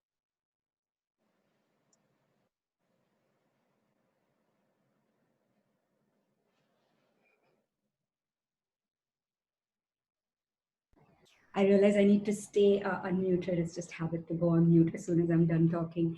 I think for the IFC, the International Finance Corporation, which I work with, there's two elements of how we work on this. We also work with our partners and clients and investments on gender, right? So when we're doing that, we have to walk the talk ourselves as well. So there are very concrete corporate targets around diversity and inclusion. I'll just name one. We have a commitment that the nominee directors that IFC has will be at least 50% female over the next decade. We were at 26%, we've gone up to about 35%, but obviously it's a work in progress. Some of the countries that we work in, including a couple of South Asian countries, there is a legal mandate to have a woman on your board, but we're taking that a bit further and saying actually 50% of all our nominee directors will be women over the next few years. So that's one example. In our recruitment policies as well, we are required to justify having people from both genders. So I work, for example, in the gender team, and when I'm recruiting, I cannot recruit only women. I have to have candidates from both genders. So it's really a very robust understanding of gender. That's a couple. I think more of the work we do is with our sort of clients and investments on supporting them to increase women's employment, women's leadership, and really the business case for gender. But I've already mentioned a couple, so I'll leave some space for my fellow panelists to mention it as well. Thank you so much for your answer, ma'am. Now I'd like to add something and ask it to Ms. Siddharaj Bhattasar. How, as Nepal Rashtra Bank, as a parents institution for so many banks, is trying to push this women-friendly policies so that the banks can adopt and follow?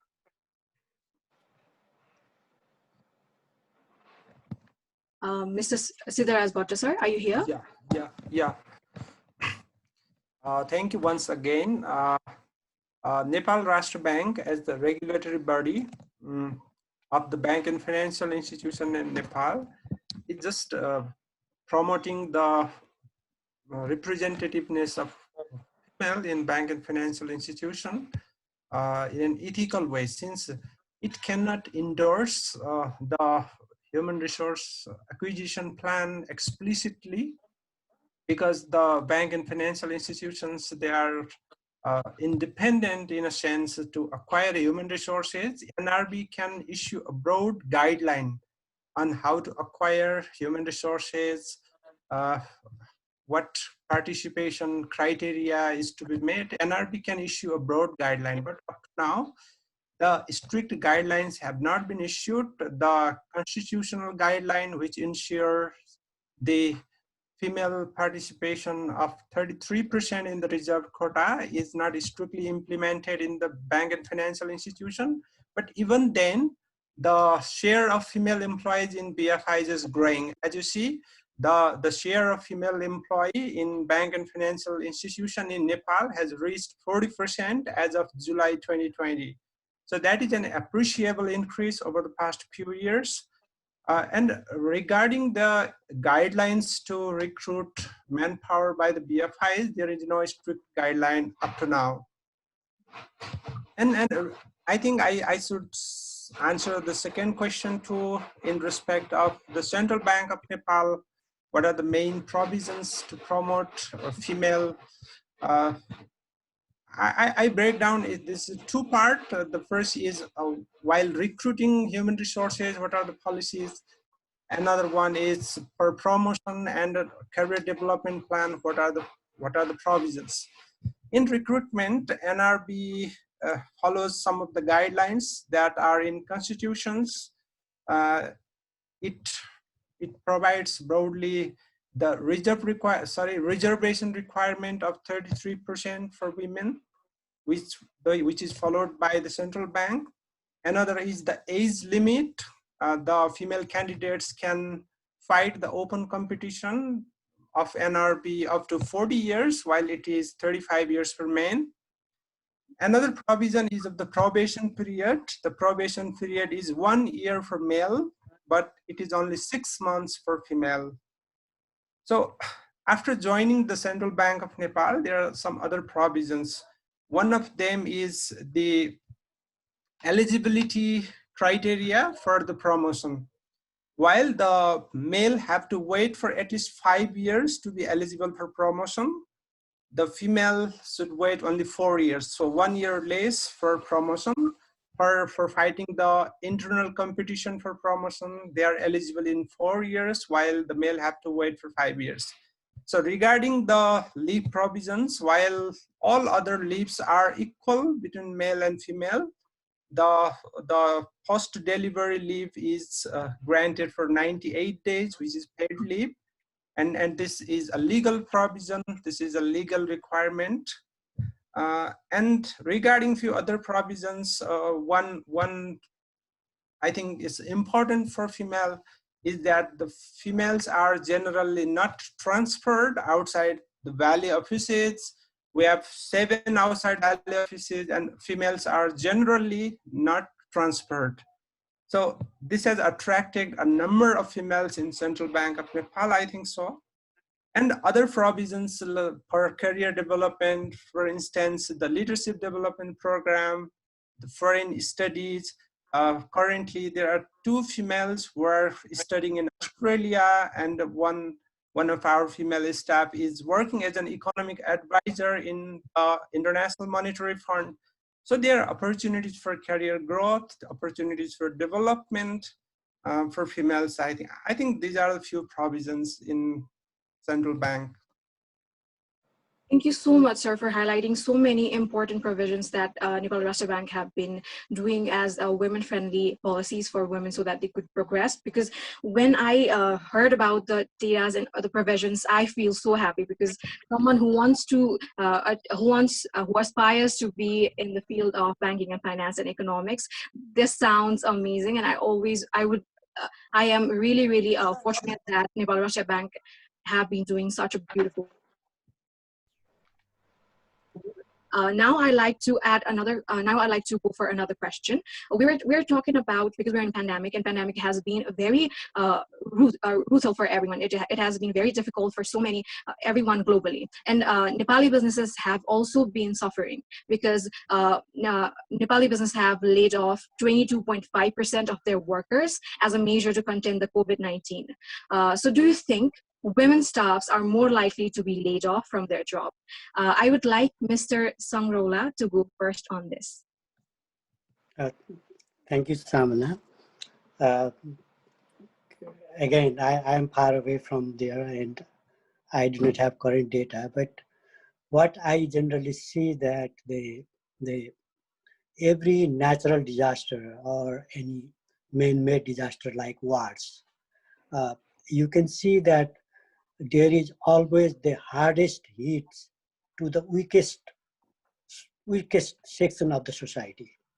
So, like just I mentioned that in this pandemic as well, there is a chance that since women in Nepal and around the world are one of the weakest section of the society, we should accept that, I think, and I accept that. And so in a general or generic sense, I would say that it is they are the one who are the hardest hit by this pandemic. And in this way, there might be many laid off these female, but I don't know exactly what is going on. But at the same time, what I would like to say that because of this pandemic, these female employees have to maintain so many things. When you are at home, for example, when my wife is at home, she has to cook the food. She has to take care of her children. Even if I am there, I don't cook usually, but my wife cooks that. So if you are working from home, for example, in pandemic, that is not much workable for women in the setting like Nepal, because you have to maintain so many household other things that you have to work at the same time, and maybe that is not much favorable for women. So I expect in Nepal that this pandemic has impacted so much to this section of the society. And I guess because of so many things like maybe during this pandemic they could not perform well because of so many other things, or any other reasons, or any because you are weak in your organization, so you might be hit hard. So I think that way. Thank you so much, sir. You have mentioned it very clearly that hardest hit always go to the weakest point, and definitely there are some barriers that makes women really a vulnerable group. I would like Miss Joshi to go next on this. Miss Joshi.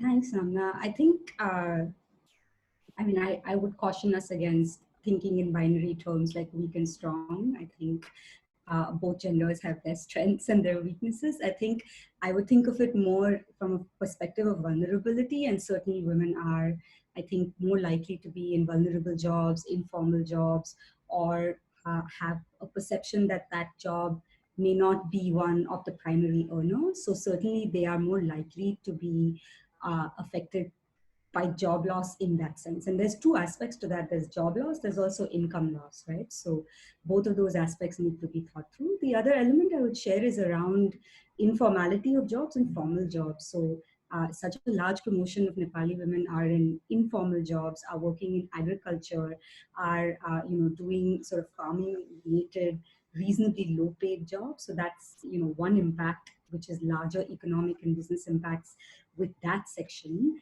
And the other one is with the private sector. And I think for the private sector, we at IFC are doing quite a bit of work on supporting the private sector to think about how you can enable your employees, both men and women, to be more resilient during and after COVID times, because it's clear that that support and that help is necessary. And so if anyone's interested, I think there's a number of notes that we've put out on the IFC website that are connected to gender and COVID. And if anyone's interested, please go ahead and read them about what the private sector can do to support more gender equality during COVID, particularly around employment, gender-based violence, and some of the areas of greater vulnerability. Okay, thank you so much, Ms. Joshi, because you've highlighted so important thing about formal and informal jobs, because about 75% of women in Nepal are in jobs, but only 18.2% of women are actually in formal jobs or full-time jobs. So that clearly shows how women are laid off in terms of such difficult situations. Thank you so much for your answer. So I'd like to move on to another question, because we're talking about women in finance as in profession, but women in finance in terms of getting financial services is also so important. So I came across a very amusing data that only 17% of women hold ownership in their houses, land, and livestock, which shows the minimum accessibility minimum accessibility and control over the productive assets. Financial institutions do not provide credit services without collateral, which makes it a major challenge for most of the women to access the financial service. So what are the policies and steps the banks and parent institutions are doing to counter it or ease the situation? I would like Mr. Bhatta to go first on this. Thank you. You're right in saying that women have less access, or they have less ownership of property, and they have less access to the financial services in the country. The data of access to finance also points toward that. If we see the World Bank data, it shows that there is huge gap in the access to financial services between men and women. Even the data from Nepal also shows almost 15 percentage point gap in the access to financial services. While there are less female with having a bank account and male. So some of the reasons for this exclusion in financial access, especially maybe that the financial decisions in the households are mostly concentrated in men. So if we look at the data, only 25–26% of the households are female headed. So this shows that the financial decisions are largely concentrated. So another reason for lower access to finance may be the property ownership and financial literacy, lack of financial literacy among women, lack of access to loan services, maybe due to the lack of entrepreneurial skills in women. So this has led to a wide or ever increasing disparity over time in the access to financial services. To address this issue, the government of Nepal, as well as the Central Bank of Nepal as the regulatory authority of bank and financial institutions, have brought forward a few policies. I think the most prominent of them, the most prominent policy is promoting the microfinance institutions, especially in the rural area. So if we look the history of microfinance in Nepal, the Central Bank of Nepal has promoted microfinance from the Grameen Bank model in the 1990s up to the microfinance institutions which are currently operating in all the 77 districts of the country with their more than 4,000 branches. So if we look the scenario now, there are few policies at work. The one is microfinance model, which is being implemented by the microfinance institutions. As I told, throughout the country, there are more than 4,000 branches, and they have about 6 million saving members. Most of them are women. Another one is the cooperative model. There are more than 34,000 cooperatives in Nepal, and cooperatives have also a wide branch network all over the country. And the data show that half of the members in cooperatives are women.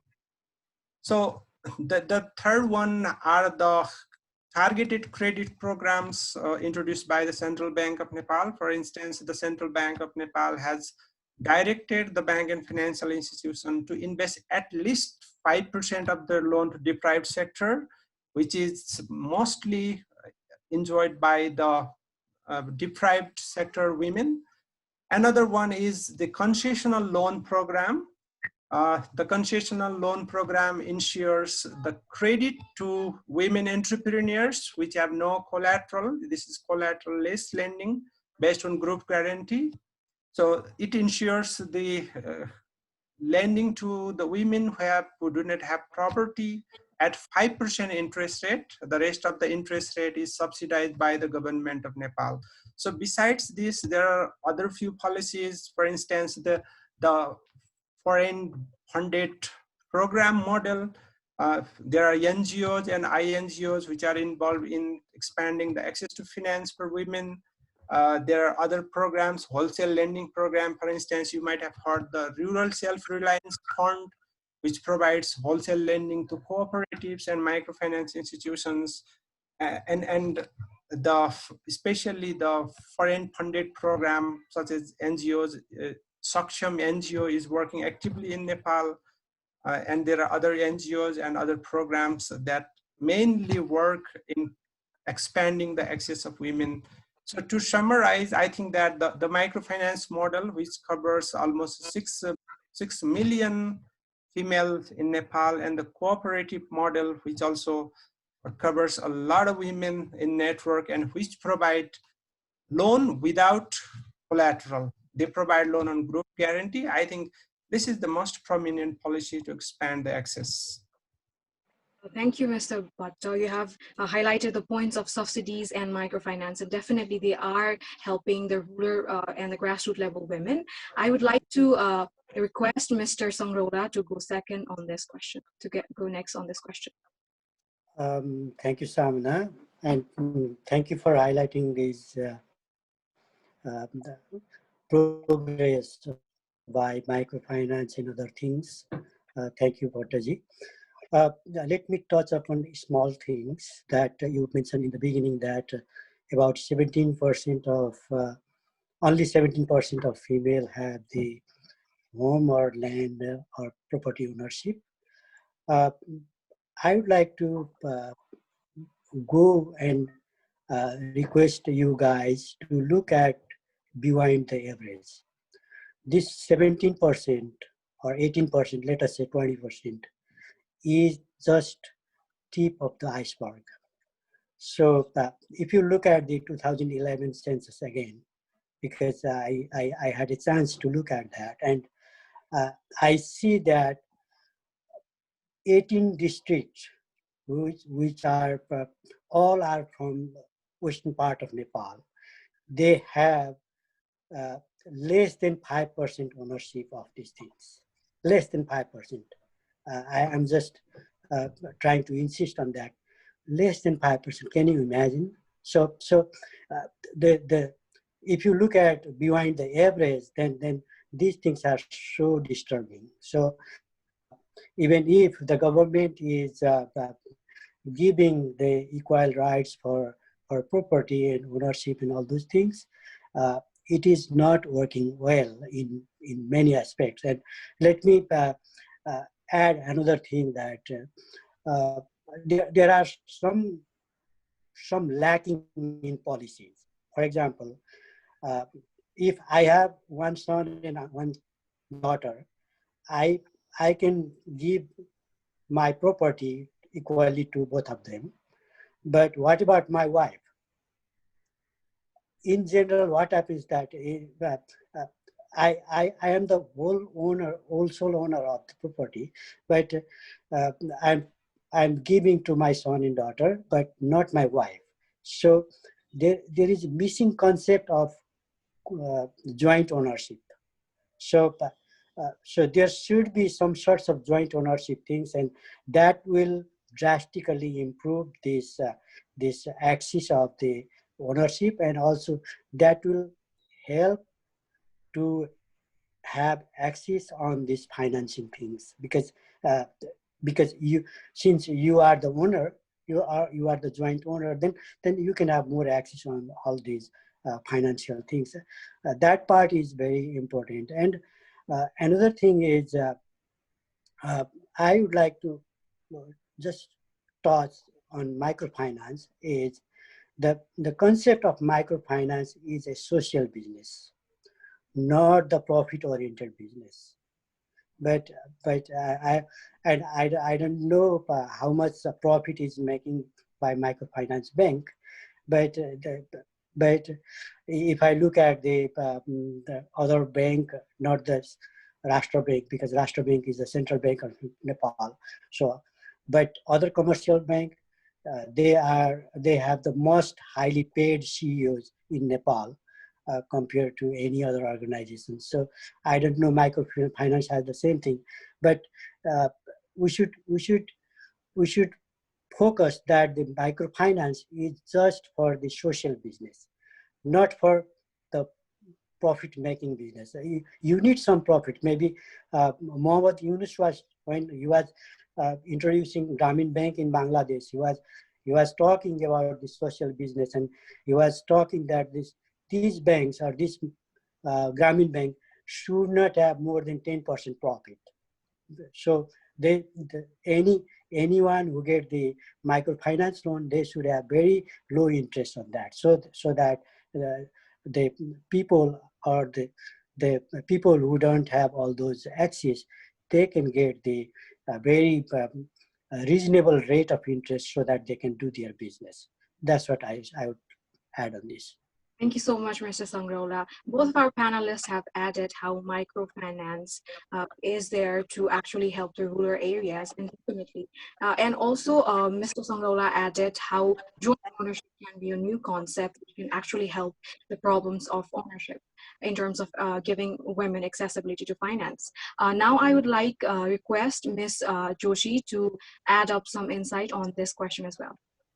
Thanks so much. I think my fellow panelists put it really, really well. Those were some wonderful insights, and I agree with them.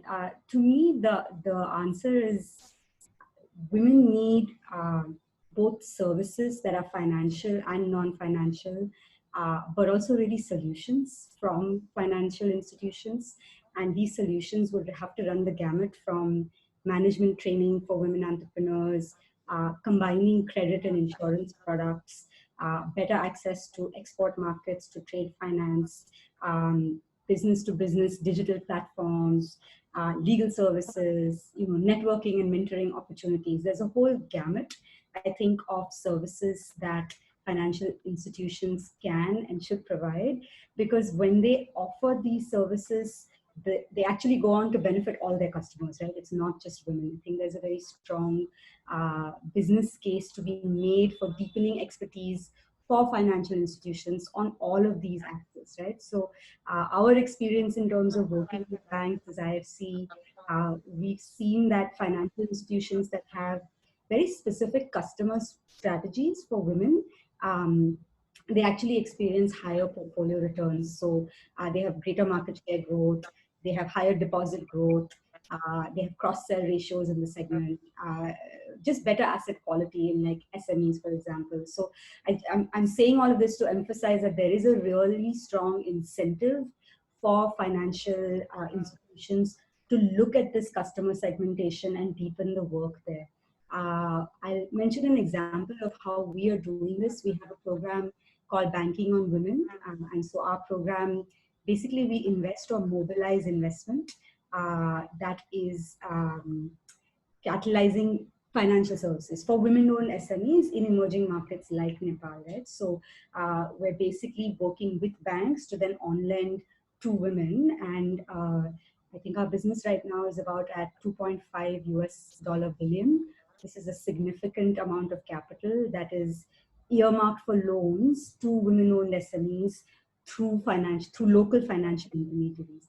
And I'm mentioning this example to say that's the scale of the market share that we're talking about. So when we're looking at such a strong business opportunity, the hope is that that more financial intermediaries will actually take on that business opportunity, so that more women will then have access to credit, to loans, to blended finance, to entrepreneurial finance, and to really eventually access to assets using some of the solutions that both my fellow panelists also mentioned. So much, Ms. Joshi. Ms. Joshi beautifully highlighted how building customer segmentation, which prioritizes women, is actually not for just women, but actually they are profitable. So I think bank needs to look into that space as well. So I'd like to move on to my last question. Could you please speak on women's participation in commercial bank, cooperatives, development bank, etc.? How do you describe the participation trend? Is it gradually increasing? escalating or stagnant?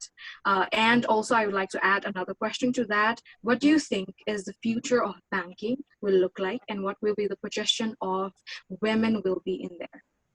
I would like Mr. Sangrola to go first on this. This is very hard question for me because I if it is but let me just think in general that when we talk about the investment, it is a big decision to start any investment. It's a big investment because it's a big thing to start, and you have a big decision on this. But at the same time, what I have seen that hopefully in future compared to now, the women will be coming more in this area to invest a lot of new uh, demands of the society so that they can move further. For example, uh, because I see that some of the basic ingredients of those investment quality with women entrepreneurship, because they are much more, I'm not saying that men are not, but women are also very cautious to invest what is important or what is not, or how or why I should invest on this or not. So they do analyze a lot of things and before they invest. They are very, if they enter to the business or investment, they are very serious entrepreneurs. I can imagine. So they they have they have such kind of instinct that they always go on detail and think twice or thrice and start those things. So that is, but at the same time, men maybe may not think that much on that. Okay, this is, let us go, or like that. So there are differences. So in this way, the future of investment is rising. And if you look at Fortune 500 in US and any others in around the world, you see that women are rising. And just you see yesterday there was a Citibank news that there was a woman CEO hired by the Citibank just yesterday. And there are many other things that women are driving as a very powerful source of the economy so that they can generate income and employment. Actually, countries like ours, Nepal, we need more employment. So to have more employment, you should have more industries, more business, more formal and informal type of investment over there, so that you can increase, you can escalate all those uh, employment things. So I see a big picture, and since women are moving, and you know that if I look at the higher education, uh, in the recent ratio, the women in higher education, they are very close to male students. So it is moving slowly, but it is also, I can see in maybe 10 years, they are one of the major driving force of economy. I can see that way. Thank you so much, Mr. Sangrola, for your answer. I would like to move on to Ms. Joshi for the answer. Sure. I think if I had a crystal ball and I was looking out at the future of finance, I'd like to see three trends deepen. One is one is loans to women-owned SMEs. We've all talked about it. We have, IFC has 4 years of data saying that NPL ratios for loans to women-led SMEs are actually consistently lower than NPLs for total SME loan portfolios. So I'd love to see more capital flowing to women-owned SMEs, to women entrepreneurs, more types of support going there. And I think that that's a business opportunity that is being increasingly understood, increasingly, not just is there a very strong demand for it, but the supply will also is matching up to the demand now. So that's one trend that I think will be great to see more of in the future. The second one is digital finance. I think everything's become digital now as we're all in sort of lockdown life. And I think the set of solutions around digital finance will also deepen, and some of the access challenges that we've been talking about through this discussion will actually get addressed and solved through digital finance. Of course, we will also have to look at access to mobile phones, internet, telephony, those things, which is also a gendered question. So leaving that aside, from a product standpoint, I think digital finance, there's a lot of scope for us to build in very strong products for women through that. And then the third, which is connected to the other two, is actually the creation of capital markets innovation. So how do we crowd in more investors to finance women? This is an important thing, right? So that's why IFC's been working to design, structure, and launch, for example, the first gender bond with a client in a key market, right? So we're looking at what are newer instruments that we can use to finance some of these opportunities around women-led small and medium enterprises. So I would say those are three trends that I would like to see deepening in the future of finance, and that would be, I think the time is right for the business case for gender in all of these three platforms to go deeper. Thank you so much, ma'am. Now, lastly, I'd like to want Mr. Bhatta to go. Thank you. I would again like to start with a global context in this case. While globally, if we look over the regions, so we see that Europe and North America are quite ahead in terms of female employee in financial sector. Asia and the Pacific is quite lagging behind.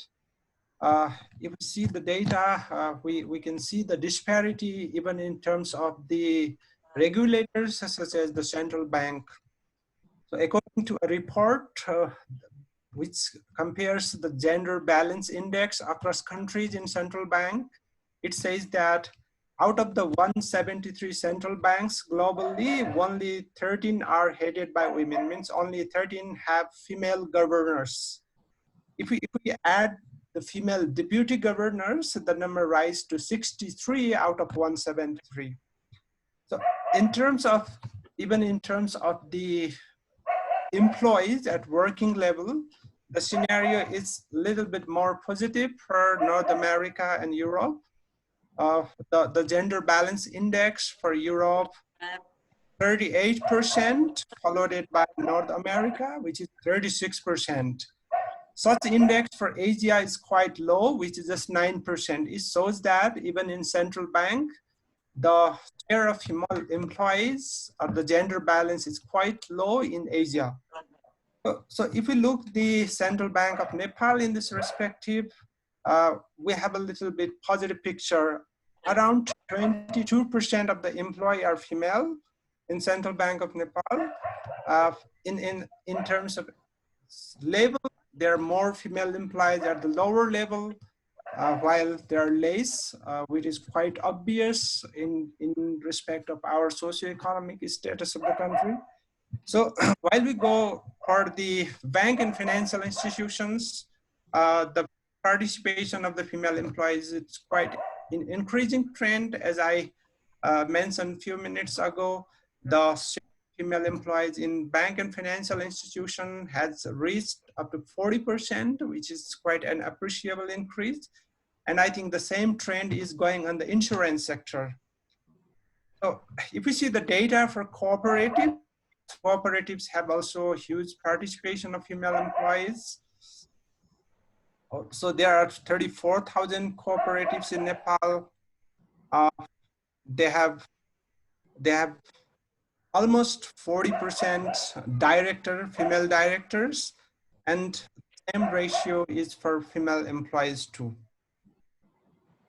So the future for female participation, I think, is quite positive, because for that we can look at the representation of the female in the business schools that are running in the country. We see that more females are taking MBA degree, EMBA degrees, and MBM degrees. This shows that more female are going to join the banking industry and financial industry soon in the future, and they will grab the opportunities. So if we look the financial system of Nepal overallly, the report from the Central Bureau of Statistics, CBS, it shows that almost 47% employee in the financial sector are female. So the financial sector of Nepal includes the central bank, bank and financial institution, insurance industry, and there are some other institutions like employee provident fund, citizen investment trust, and cooperatives. So taken together, there are 47% female employees in the financial industry, and this shows a quite positive picture. And looking at the education the female are taking recently, it shows a quite positive picture for the female participation in banking industry and in the overall financial system. Thank you. Thank you so much, Mr. Bhatta, for your answer. With this question, I'm wrapping up the session.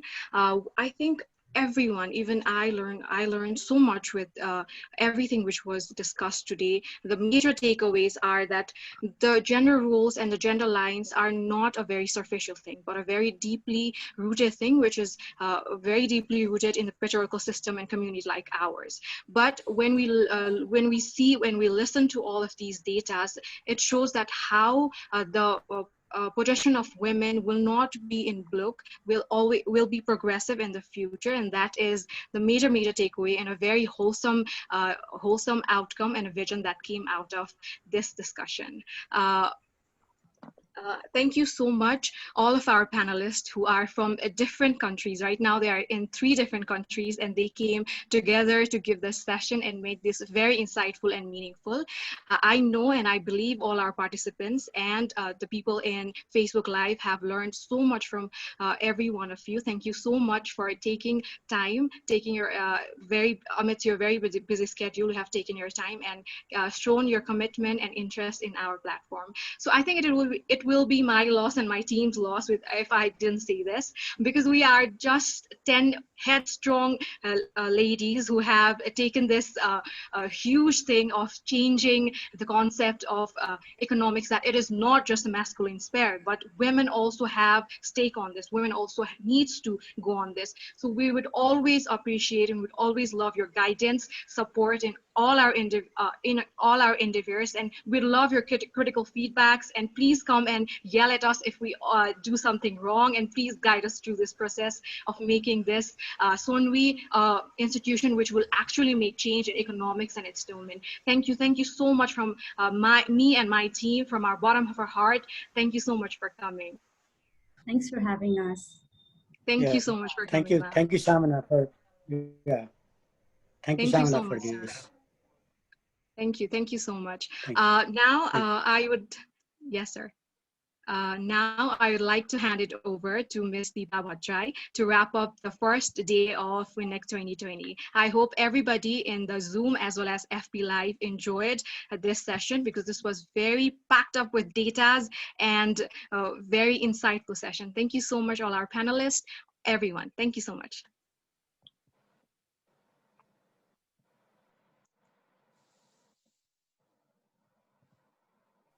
Deepadi, you are mute. Yes. Okay, never mind. Thank you, Samana. You made me emotional there, but never mind. So with that, we are at the end of our first 2 sessions of Wineg 2020. I thoroughly enjoyed listening to all the panelists, and I hope you all did too. Now, let me take this time to send out the special shout out to people who showed participation from countries like United States, UK, Canada, Kenya, India, Australia, and Netherlands. We are so humbled by your presence today. It's such a proud moment for us to have participants from all over the world, as well as from our very own places like Pyuthan, Gulmi, Rupandehi, Palpa, Chitwan, Baglung, and many more. Our goal is to reach out to every nooks and corner of the world, and I think this is the very first big step for us. Thank you everyone for being so patient with us as we tackle some technical difficulties. Hopefully we will come more prepared for you all in our next session tomorrow. which are scheduled, next 3 sessions, which are scheduled for tomorrow. Participants can join us through same Zoom link provided to you in your email, and others can view us online in our Facebook page. We will try to take questions from audience tomorrow if time permits. Please drop any suggestions you have for us in our page. We are open to any constructive criticism. Also, you may drop some encouraging messages if you would like. We surely need that too. So now, before I end the seminar, I would like to ask if any of our panelists or any of the SUNWI member have any final remarks to make before we end the session. Please speak up if you have any. Okay, can I just speak for 1 minute? Yeah, sure, go ahead. Yeah, I just want to thank you once again, all your team, for initiating this discussion on a very pertinent issue.